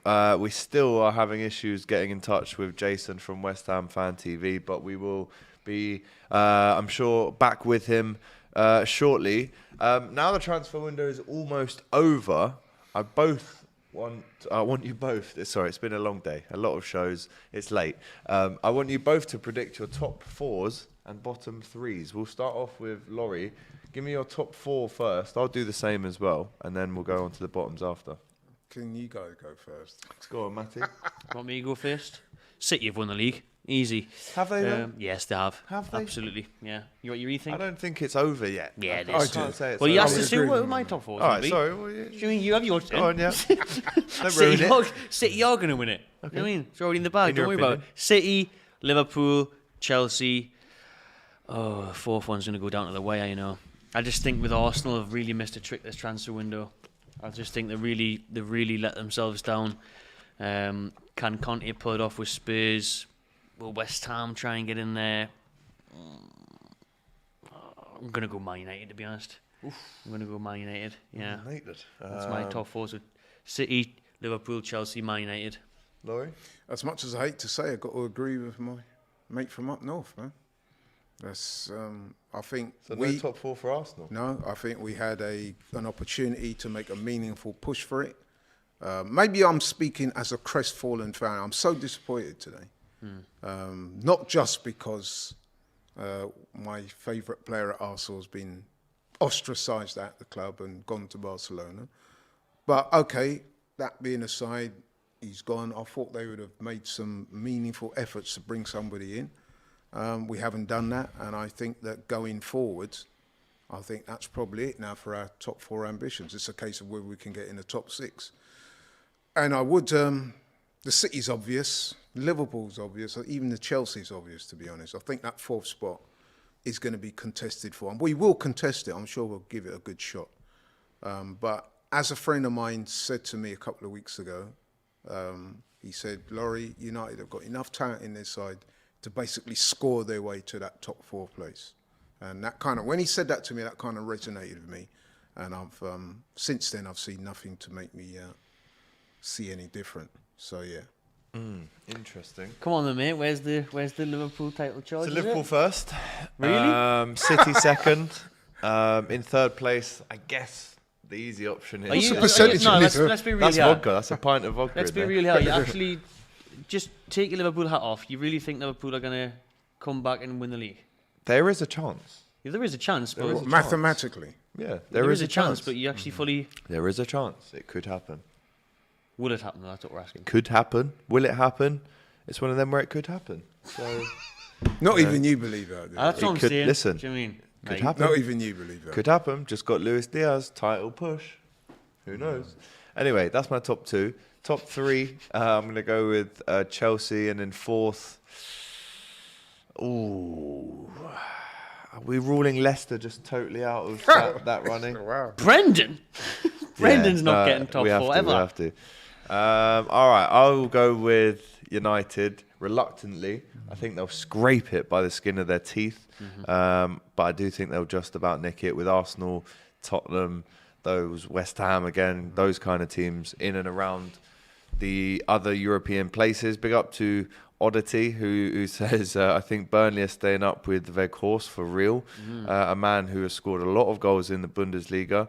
I think Love that's that. a great signing, you know. I think that's for the money as well that they've paid for Weghorst's 12 goal mil. scoring record, but not just the goal scoring record, his presence up front, absolute beast up top. Me and Robbie were saying earlier, you can imagine Cornet on the left, Dwight McNeil or Aaron Lennon on the right, whipping crosses in, because that's what non-stop. that signing means that they're going to do. It's Route 1 stuff.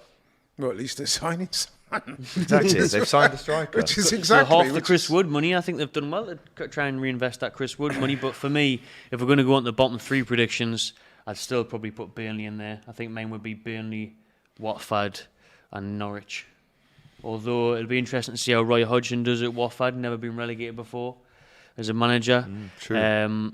How will Weghorst do at Burnley? I think there could be a surprise package in the bottom 3. We could look at Leeds or Everton slipping in there. All depends on how Lampard gets on. Some comments asking where Robbie is. Robbie is probably cream crackered. Let the man rest, said media centre man. Where Robbie just there, booked himself says in for Wayne therapy. Campbell. Yeah. Pretty much. Oh, official breaking news. Newcastle have finally announced the signing of Dan Burn. We've been waiting all day for that one. The medical got done this morning, and now it is breaking news. Newcastle do sign Dan Burn from Brighton, believed to be £13 million on a 2.5-year deal. I must admit, though, I do like the swag with which Newcastle have gone in this window. Them man have just basically just got the Billy strutted through it. got the McGregor card style. out and Do you know just what I mean? said, All "Yeah, the way we're going through, shopping," all the way through, and then smash it just come back with beer bags, man. Beer like Gucci, Prada. You know what I mean? Just loaded up. Do you know in fact, what? I reckon they even called the limo down to come pick up the bag. They didn't just go shopping. They turned up with a limo outside and said, "Yeah, put all the stuff in. We're going back for some more." Yeah, they really have splashed the cash. Is that 100 million now spent in the January? Yeah, that'll transfer be window? with Dan Burn. That'll be 103 million. Wow, it's adding up for Newcastle. And Triple you mentioned that figures. stat earlier. What was it again? Remind us. Newcastle spent more in this January transfer window in 2022 than they have done in the previous 14 windows combined. Wow. In That shows 31 that days, shows what a the difference a month makes. tight strings of Mike Ashley. So Yeah. all Laurie and Cecil who are whinging the day, gutted, rightfully so. They haven't seen anyone. I've felt that for years, lads. So No, but you know what it is with Arsenal? I just think that it speaks to a lack of ambition. And it's exacerbated when you see teams, no disrespect to Newcastle, but they've been able to go out, develop a strategy, go after players, get them. We seemingly just winging things, you know what I mean? Going from, one player to the other. We went for Vlahovic hard, it would appear. It was fairly obvious fairly soon that we were not going to get him. Where was the plan B? Where was they must have known that Aubameyang was on his way out because they pretty much ostracised the guy. So where was your plan for bringing in somebody else? You can't throw all your eggs into that Vlahovic basket, surely. Yeah, you would have thought they'd have a backup. Yeah. But there is the confirmation that Newcastle have now signed Dan Burn. I actually saw him play for Yeovil back in the day. Is it impossible out that there. Newcastle could get top 4? What he signed? next year, In the next year, Championship. Have you run out of maybe. games? Top 4 in the Championship. That's a Speaking of the Championship, Bournemouth, again, another Championship team that have been very active today, especially loan signings. They've now confirmed that Todd Cantwell has joined them on loan from the Canaries, Norwich. I mean, That's a Todd great Cantwell came onto the scene, burst onto the scene really in that first season with Norwich in the Prem, was courted by a few big teams. Now all of a sudden he's dropped down into the Championship. Yeah. If you're him, you can't be happy with how it's going. I mean, I just wonder for Todd Cantwell in Norwich's position why he can't get a game. He was a star last year, wasn't he? Yeah. Absolute star, goals, assists. I think he's a better dancer than he is a player, though. He's too much time on TikTok for Todd. Todd on TikTok. But I mean, Bournemouth have been astute today, really astute. They've signed Freddie Milman from Newcastle, they've signed Nat Phillips from Liverpool, they've signed Todd Cantwell from Norwich. There's 3 very good Premier League players to me, so I think He's probably I'd the fancy, best one of those 3. I'd fancy Bournemouth to definitely come up, to be honest with you now. Really is unbelievable how, considering Norwich, their failures this season, how he can't even get a game. I mean, he must be their best player, surely. Right, guys, there is 10 minutes to go until the January transfer window of 2022 shuts. Big up to this Liverpool fan in the chat. Oh, he wears the number 20. He will lead us to victory. When he's cutting around the left wing, he'll cut Get inside to the and score point, for who is LFC. Diogo Jota. And his name is Diogo Jose Teixeira da Silva. So he's a Liverpool fan, obviously a big Jota fan there too. I have to admit, Jota has been an excellent signing, man. What That a guy's- signing. yeah. And actually, quite cheap in hindsight. Yeah. You have to look back and say, Because at the time, there were Wolves fans saying, we've absolutely rinsed Liverpool here. They've given us, I think it was 42 million for Jota. What a bunch of mugs. But who's laughing now? No, nobody. Not us. Definitely not us. Big up to everyone getting involved in the comments. We also have, we filmed the quiz. Yeah, which we will did. be going out later on in the week. We won't reveal anything about that, of course, but very interesting quiz indeed. Very controversial. Controversial, yes. But we're not going to reveal anything more. So that was between myself and Matty on DR Sports, the top trivia quiz. Filmed that earlier today, and that will go out later on in the week. So make sure you're around. It's a belter. And you watch that one. Make sure you watch that one as well. You might learn a couple of things, Laurie, because your brother definitely did. Big comment here from I Am Jono. If Liverpool get Bellingham in the summer, damn, we're the future. I would have to agree. You would, to be fair. Do you know what? If you asked me 2 days ago, who's your top 2 transfer targets, I probably would have said That's assuming I would Rafinha ask it. I wouldn't. and Bellingham, you know? And I would have been happy with them. Now we've got Luis Diaz. He kind of eclipses Rafinha for me. But if we can get Bellingham... I'll tell you what, if he can eclipse Rafinha, then he's a good player, because Rafinha's impressed me this season. I mean, whoever gets Jude Bellingham is going to be serious, aren't they? I mean, anybody could get Jude. Whoever gets Jude Bellingham is going to go up quite a few places, because he will win you games. He will dominate games. He will get you points. It might be you guys. You never know. Imagine Jude Bellingham and Bruno Guimaraes. I can't see that quite happening with Why not? Jude. I don't know. I just can't see him going to Newcastle. You saw him. Someone met him today and had a picture with him and said, "Oh, you're going to go to Newcastle?" United." No, he said, "You're going to go to Man United," and he went, "Oh, don't be silly." In his Who does he support? Like, what's his Birmingham, affiliation? obviously. Yeah. So where would he? Blues. So you think he'd prefer to go to Liverpool then? I would, yeah, I would say he'd go to Liverpool. I think grew up watching Stevie G. Could have that. But how number 8 many shirt. people would have foreseen Bruno Guimaraes with all the interest he was attracting going to Newcastle? And when you start from scratch in the summer, Newcastle start from scratch in the summer, if they stay up, there'll be silly amounts of signings next summer. You'll probably be talking double figures. The only problem your guys are going to have, obviously, is the financial fair play. But I'm sure your accountants will be able to navigate sort that. Get the Saudi Airways sponsorships and all that. You know what I mean? It'd be fine. Diverting money and all that stuff. Yeah, Francisco in the comments here saying Bellingham supports LFC. Listen, he supports Birmingham because that's the club he's grown up at, and I'm assuming loves. But yeah, obviously big links there to Liverpool. Diego Jose also saying he's the lad from Portugal, better than Figo, don't you know? Oh, his name is Diogo. So that's the Jota song. Again, a super chat, so I had to read it out, Lloyd. I can't not read that out. It's against the law. No, have fun, man. It's a sad day for me, I'll tell you that. Exactly. Right, 6 minutes to go now until this transfer window is over. In the left of the screen, you can see some deals that have already happened today. Let's just round them up. Donny van der Beek going from Manchester United to the Manchester United Rejects Playground, Everton Football Club. No, but you know what? On Can loan. I just say, I think that's a good signing. It is a good signing. Van der disagree. Beek, remember when he first come to this country, there was disagree? a lot of... Disagrees. Oh, do you? Everyone's bigging him up, and I'm telling you, he's going to flop like mad. Why? Because he's just not that good. He's not as good as everyone's trying to say he is. But he is a good player. And I think I thought he was a good sign for Man United at the time when he came from Ajax. We're talking a whole different ball game here from the Eredivisie to the Premier League. There's a reason why he hasn't been getting played.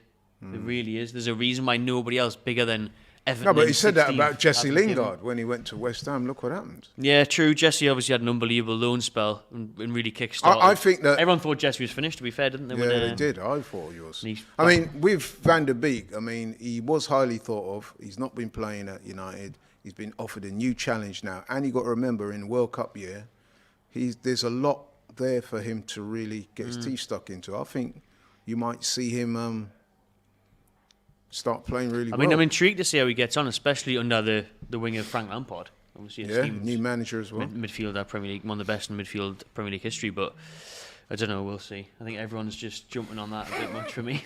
Yeah. No, I obviously- mean, listen, you may well be right, but I just feel that, you know what I mean, there is a player there, and I think now he'll be given the opportunity to show what he can do, and I just suspect that he's going to take it.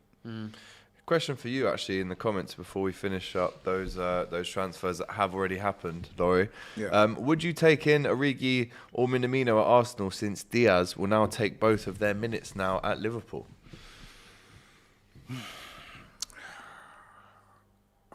No, probably not. I don't think either of those guys, they're good players, but we needed somebody a bit prolific, a proven goal scorer. I mean, Origi is a scorer of good goals, but I'm not sure if he's a good goal scorer. And important goals. Yeah. But you know what I'm saying? He's a scorer of good goals. He won't get you 25 a Yeah, season. exactly. I think that's what we were after. I'm not even sure if Isak was that guy either. Vlahovic was the one that the club seemed to be putting all their energy behind. Where I'm disappointed is that it was fairly obvious to me and a lot of Arsenal fans pretty soon into the whole shebang that this guy did not want to come to Arsenal. There was even comments attributed to him or his agent that Arsenal did not match his ambitions. At that point, Arsenal should have said, you know what, this guy is a joker. We don't want a guy like that here anyway. And they should have pursued other meaningful options. It would appear, for whatever reason, that they haven't done that. And it's been a very disappointing window. When you see what teams like Villa have done, what you guys have done, Newcastle, man. I mean, like, come on, Newcastle are like threatened with relegation. Yeah, they got the bag, but they've gone out and shown intent. And I mean, all that love that St. Maxima was showing for Amanda the other day, there must be something to it because she's doing her job clearly, isn't she? Yeah, she's putting her hand in her pocket for sure. Yeah, £103 million spent for Newcastle. That's a good signing, man, that Dan Burn. Yeah, it is. Do you rate that team as well, do you? Yeah. You rate Dan Burn, yeah, Yeah, I 6'7", local lad. Yeah. Yeah, Is he a Premier local League- Newcastle lad? Yeah, is he's he? from Blythe in Is he? Newcastle. Yeah, he's from Geordie. Yeah, so, he used to. so it's a dream move. He Really. used to go to St James's Park, season ticket holder, worship Alan Shearer, like every Geordie back in the 90s and early 2000s. So yeah, then got his break at Wigan, got his break at Brighton.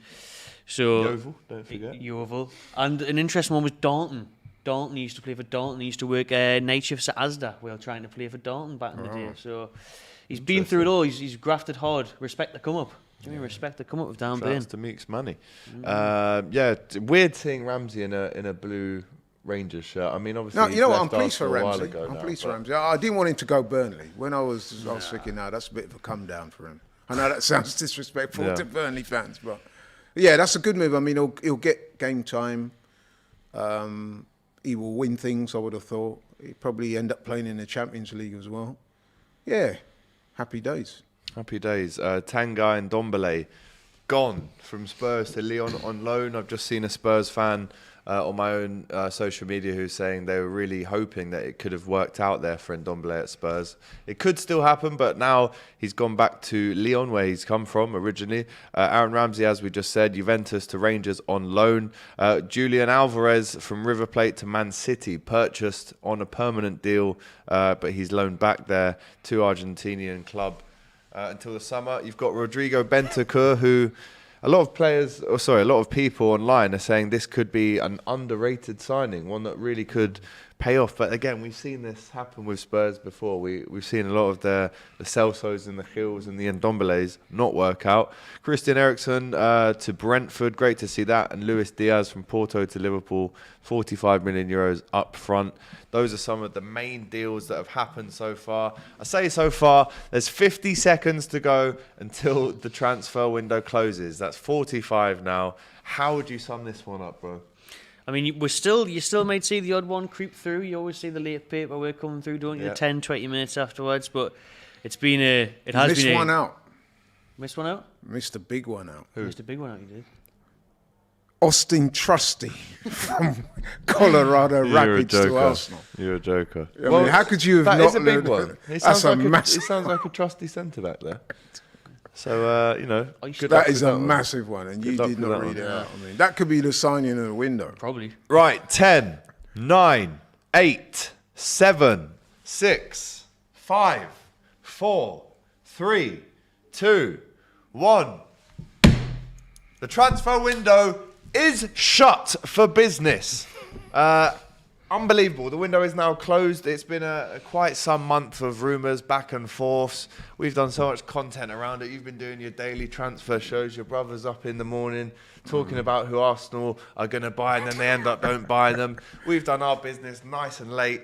Let us know in the comments the one team that you really think has had the best transfer window in the Premier League? Let us know right now. We're going to round up some of the big deals that have happened today for you now, and then we'll be saying goodbye to this transfer window on DR Sports. It's been a long day full of a lot of content, but the window is now shut for business. Nothing really can happen after this unless it's players that are in the Scottish Premier League, which in that case it shuts at 12 at midnight. Then if you're unmatched and you don't have a club, the negotiations can continue.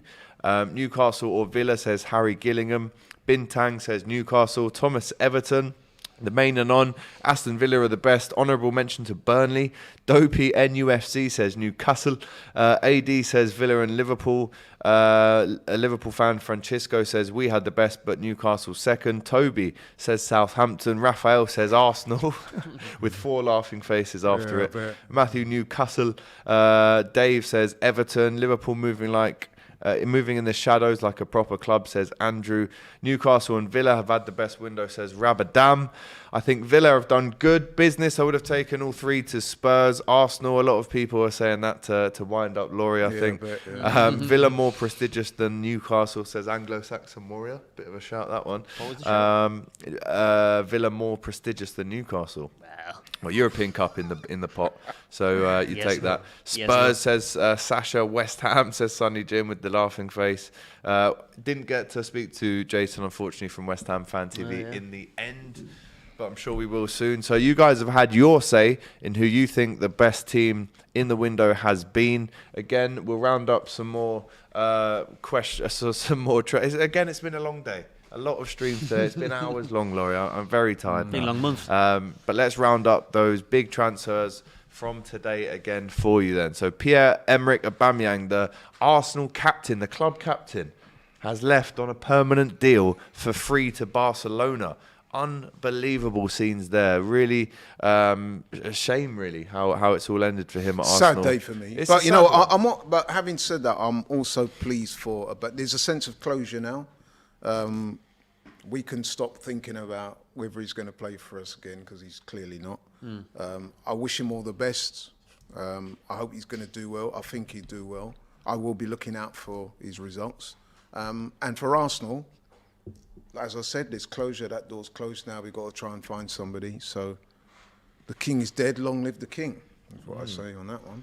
And he will be playing in the Europa League with Barcelona this season. Napoli, I think they've got the Maradona derby in the Europa League there, so that'll be interesting. And Dombele's gone to Lyon on loan from Tottenham. Aaron Ramsey, maybe the shock of the day for me personally, to see that deal go through. He's signed on loan for Rangers. Apparently Juventus paying all of his salary as well. Really? In this one. They're paying the whole lot. Because I don't think Rangers £300,000 a week. Rangers have been pay that, to be honest. So yeah, Juventus really helping out Rangers there, I suppose. On your screen here, you can see Donny van der Beek is now at Everton, and Julian Alvarez is now at Manchester City, and Rodrigo Bentancur is at Tottenham. They're probably the biggest ones. In the comments, we've got Ahmed9 saying, "Did Carvalho sign?" Yes, Fabio Carvalho is now a Liverpool player. We've loaned him back to Fulham until the end of the season for £10 million. Great bit of business that from Liverpool, especially considering we brought in Luis Diaz yesterday as well. AD says Arsenal will sign Oba back in 4 years when he's 36. I would say though, right, that it's not even close. Newcastle have had by far the best window, and I'll tell you why. Because if you look at the people they've signed and the immediate difference that's going to make to that team, they will not go down now, and so those signings would have been, worth their weight in gold in keeping them up. And that's what your signing is supposed to come in and do, make an immediate impact. And that's what's going to happen with Newcastle. I can't for the life of me see them going down now. Like, I think if there was no January transfer window, Newcastle probably would have went down. But with this window now and the strengthened of that 4 or 5 signings, like you say, I think we've more than got enough now to steal. More than got enough. More than enough with those. With signing players that might not be glamorous in Dan Burn and Matt Target, but they're proven Premier League players. And then you've got the glamour in Bruno Guimaraes. You've got the European experience of Kieran Trippier, the leadership qualities, the international experience. And then again, Chris Wood might not be the exciting goal scorer that everybody wanted. but he is a handful up front. He'll cause a nuisance to defenders. Not one defender in the tunnel before the game looks at Chris Wood and thinks, I fancy this today. Do you know what I mean? Everyone's going to be, and he'll hold the ball up, he'll introduce St. Maximin into the play. So, yeah, it's a great window for Newcastle. Great window for Newcastle. Aya Kid agrees with you. Newcastle are 100% the winners in this window. Gemal Nanda saying Arsenal might get relegated. Could I just say as well, I was impressed with... You'll have no strikers next season. Lacazette and Nketiah leaving. Matt Target, I mean, like, wasn't he Villa's Player of the year last year? I mean, like, to sign him as... Hey, man, just shows what money can do. But listen, I'm not even hating on that. Like, and that's a clever signing because that's just on loan as well. Yeah. So there's no risk there, really, as it does well. So if you're talking about players coming in and having the necessary impact, to me, it's got to be Newcastle. Obviously, time will tell because, you know, stranger things have happened. But I also think, like the chat was saying before, Villa have had a brilliant window as well. Gerrard, yeah, they have. Yeah. Gerrard's player pull has been evident straight away. You know, Coutinho doesn't sign for Villa. No disrespect if Gerrard's not there. 100%. Or Luca Dean. Luca Dean as well comes in. You know, Luca Dean actually turned down Newcastle. We did try and sign Luca Dean. He turned Newcastle down in favour of Villa. So, you know, the window they've had is impressive. And again, it'll be interesting to see what they do in the summer as well with Gerrard. Interesting, yeah. The comments are still coming in. Tamer Nade saying Don Robbie still at the Emirates with his checkbook. Someone's got to be. Trying to do some kind of deal. Obviously, PSG have played tonight. They've lost 6-5 on penalties to Nice in the French Cup. And earlier we were speaking about Mbappe going from PSG to Real Madrid. That's been agreed in the summer for free. Mbappe reportedly on £800,000 a week in that deal. It? And we will have PSG fan Stuart, aka the Parisian Londoner, on the stream very shortly to discuss that just before we end off the show here on Don Robbie Sports. Again, in the comments, some great ones here tonight. Really appreciate those from you guys. Tottenham have done well, to be honest, says Anglo-Saxon Warrior. Kulusevski to Spurs, great signing, says Sam. Obviously just come in from Juventus, plays all across the midfield, really. Bottle Job Poch says still breed, talking about the PSG manager. Hytham says, wait, I didn't know PSG played today. I thought it was an international break. So did I, but they did play today. So we will speak to Stuart about that too. But they'll probably announce it after the Champions League tie when PSG go out, says Justin Tharagon. And Messi flopping bad in France, says still breed. So yeah, we will have Stuart on very shortly onto the stream. Any other thoughts on deals that maybe didn't happen today that you would have liked? I mean, not necessarily just for Newcastle, but in general. Deals you would have thought would have liked. Obviously, Lingard is the huge one. It doesn't have to be just about Newcastle either. Really, West Ham obviously trying the best to bring Lingard back makes sense. Man United not allowing him to go to a top 4 rival. You'd never thought they'd let that happen. I feel for Lingard because he just wants to play football, and he's been held at Man United there. You know, he wanted the move. Events have happened at Man United recently that he might be thinking, or they might be thinking. Now's your chance. You will get a game, but obviously his contract's out in the summer, so there'll be an abundance of clubs after him in the summer. I'd imagine vying for his signature, allowed to leave for free in the summer. There's some big names in Europe that didn't end up coming to the Premier League.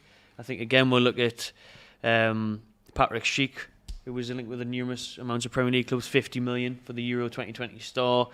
And then you've got West Ham had a bid turned down for Darwin Núñez from Benfica. I think we'll see him in the Premier League soon enough. You know, it's January though. It's really tough month to work in, isn't it? Really, especially get players from abroad. Because you got it that you didn't get Nketiah, or was you even interested? I would take Nketiah, yeah, because I would have had a bit of pacing behind. Right. Wood feeding off Wood, I think would be good. Is he that quick, Nketiah? He's not rapid, but he's quite nippy, yeah. And to be in the box, obviously. He's not a St. Maximin. He's not explosive. Someone to be in the box, to be in the right place at the right time, kind of thing. But obviously, speaking with Robbie earlier, he really doesn't rate him too high either, does he? So I think Robbie's a little bit harsh on the lad. I think, listen, if you look at his England under-21 goal scoring record, yeah, exactly. And he has got goals when he's come in for us and played in the cup games. But I think with Arsenal, you get judged at a higher standard, especially when you've got guys like Aubameyang that was so successful for Tottenham. And if you look back We've had some great strikers over the years. Eddie doesn't match up to any of those. But listen, if he was given a new gig and a new opportunity, it's a bit like what we're saying about Van der Beek. He could probably do bits. So I think you could have done well at Newcastle. Oh, just one more deal to update you on in the Championship. Derby have signed... Oh, sorry, it's the other way around. Crystal Palace have signed Luke Plange from Derby. Obviously, huge points deduction this season from Derby, but Rooney only 7 points away from staying up now or getting out of that relegation zone. So decent effort from Wayne Rooney, to be fair, at Derby, but that one has just slipped through there. I think because the Championship gets a bit longer in the transfer window. But yeah, Crystal Palace have signed Luke Plange from Derby. Say Newcastle have bought Derby. Mate Ashley was interested in Derby, wasn't he? He was. Mate Ashley was interested in Derby. But you see Rooney's doing unbelievable at Derby there, really. Like the job he's got at hand, and turned down an interview at Everton just to try and focus on the job at hand at Derby. So That's true. it'd be a shame to see Derby go down, to be fair. Big club, I think. He very modestly let that slip to the press, didn't he? I know. I thought that's quite clever of Rooney. Yeah. Eddie Nketiah Premier League record, 42 games, 5 goals. Enough said. The But how main many and minutes on. is that, though? Yeah, exactly. I mean, Yeah, you can't listen, count them all as full 90-minute 42 games. appearances, he came on the 87th Yeah, minute and 40 of them. exactly, Do you know what I mean? Like, All I'm saying is that there is a player in there somewhere. Maybe one of these managers somewhere along the line can bring it out. I don't think he's as bad as what he's been portrayed, is what I'm saying. Well, I think time will tell. And he is going to get more opportunities at Arsenal now, considering he haven't bought any strikers. Maybe this is the time where he proves his worth. Anglo-Saxon Moria saying Arsenal are effed, which is quite straight to the point. But didn't buy anyone in the window. Put it this way, it has not been a good day. but imagine if Lacazette did get injured, though, then you've got Eddie Nketiah leading the lane. In the But Premier- even Lacazette, as much as I like Lacazette, he's not prolific either. No. I mean, I think I'm right in saying, one of the backroom staff might correct me, but I think his Premier League goals, I think Aubameyang's actually got more than him in the Premier League this season, or they're the same, with 4. I mean, come on. It's not good enough, is it? It's not good enough. It's not prolific enough. Arsenal haven't really... I don't think Arsenal have scored any goals in the last 5 games, have they? Well, I think we scored 1. More red cards and goals this year, is it? Yeah. Apparently- One goal in 2022. Apparently, I'm just hearing now that Liverpool haven't done the deal in time Serious? for Fabio Carvalho. Someone in the comments here just said it as well, that Liverpool maybe look haven't... upset. Liverpool's Oh, deal for mate, Fabio you're Carvalho bigging has him up, fallen you're bigging him through, up. apparently. Let's see what Fabrizio is saying. Problems for the Carvalho deal. Medical was completed before the deadline, but paperwork and contracts not. So deal in real danger now between Liverpool and Fulham. Big blow, that, isn't it? Wow. I did not expect that whatsoever. That's literally breaking news in the last 1 minute Dodgy check, but- from our friend.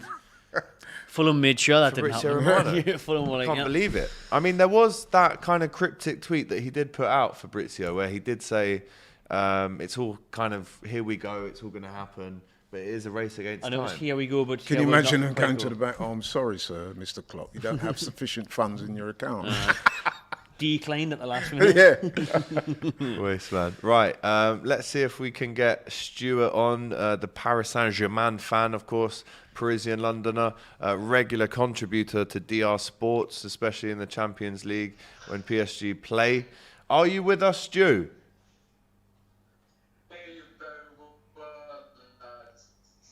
Has he had a few drinks, or is he just lagging a bit? Time difference. Time difference, yeah.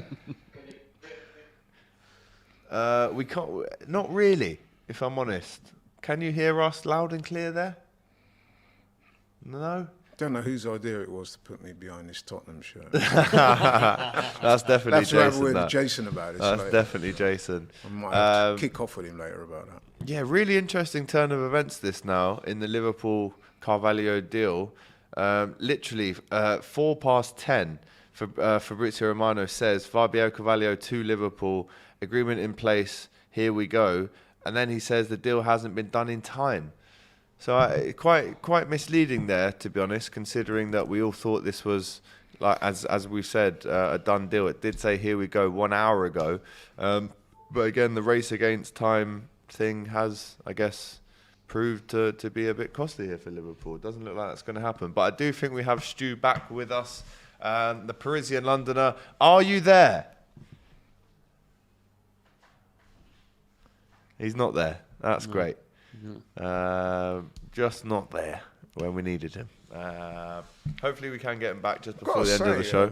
Talking of PSG, going out of the cup, that must be disappointing, isn't it? I mean, Again? Well, I'd love to hear what Parisian Londoner's got to say about it, but we can't sure get he's hold of going him, to be unfortunately. disappointed with that. Wow. Confirmed. Oh, it's The off. Fabio Carvalho deal is off. Just when we thought this would happen, apparently both sides have left it too late. They couldn't get the paperwork signed in time. He will not join Liverpool. Liverpool fans in the chat right now, how are you feeling about that news? We did think this was a deal over the line, but all the reports coming out now are saying that the deal is off. The medical was completed, the agreement was met, the paperwork wasn't finished in time. He'll be a free agent in the summer. So considering that Liverpool were going to loan him back to Fulham for the rest of the season, does this now mean that, considering he will be a free agent, can we just swoop in there and get him? Or is it going to be a bidding war now? Because let's not forget, he's still got 6 months to become even better. He has, yeah, and obviously that'll benefit him. That'll push his wage up. He does better. He'll be able to get himself a better deal in the summer. But surely if Liverpool are still there, come June, come July, Carvalho will make the move to Anfield. But you'll have plenty of clubs with eyes on him, so you'll have plenty of offers on the table. How could they get this so wrong, though? Tell us. They're saying that it's just been left too late. I thought there was a No, bit but of I mean, like, you must complacency here. I mean, Someone's getting sacked. why Yeah. haven't we been able to sort that out in the whole window? Why have we left had it till now? 31 I know, days to sort it I know, out. it's not good enough. And you left it too late. I mean, Well then, a real twist to the end of this transfer deadline day show. We did think that Liverpool had Carvalho in the bag. It's now not happening. The deal is off. So if you're just joining us now and you're thinking that that deal has happened, it's not.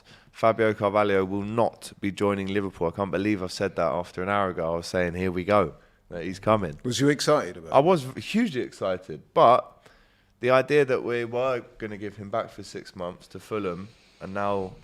Oh, so you're going to give him back anyway? We were going to give him back anyway, but this could really be a shot in our own foot, because in 6 months he might be worth 40 mil. In Newcastle And then all of a coming sudden from. Newcastle spend 60 mil on him. So who knows? Right, anyway, finally, we do have Stu in the building. The Parisian Londoner is with us in his PSG shirt. You can't be happy wearing that tonight after the defeat to Nice. Well, listen, I'm a presenter. I'm supposed to bring out the emotion here. It's been a terrible night, but yeah, still wearing the colours. In regards to the transfer window, we desperately needed a midfield. Nothing happened. I mean, the Mbappe, I think Mbappe is pretty much done. Even if it's not official yet, we all know that Hamdi's been secured and he's going to leave this summer. But it's not a surprise. I'm happy we haven't signed Dembele, because Dembele was that close to sign for PSG, and I would have been mad, completely mad. Was not happy about the Ndombele signature as well. I mean, just a dead transfer window, to be fair, for us. But we have quite a good squad, but the midfield was something we expected during this transfer window, unfortunately. Talk to us about the game tonight.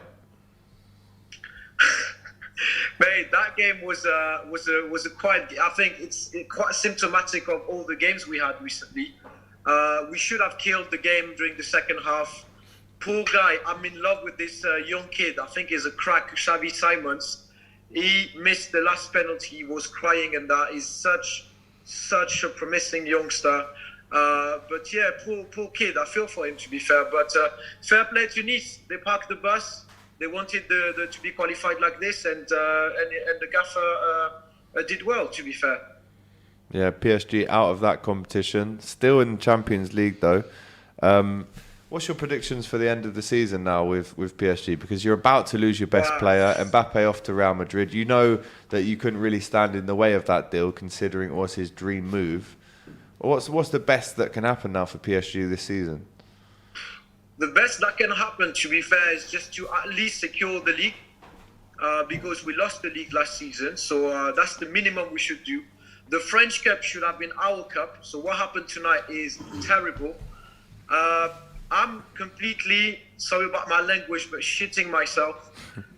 Excuse you, for French. The game against Real Madrid. I'm sorry, guys, but considering what we just did, I don't see how we can win, to be fair.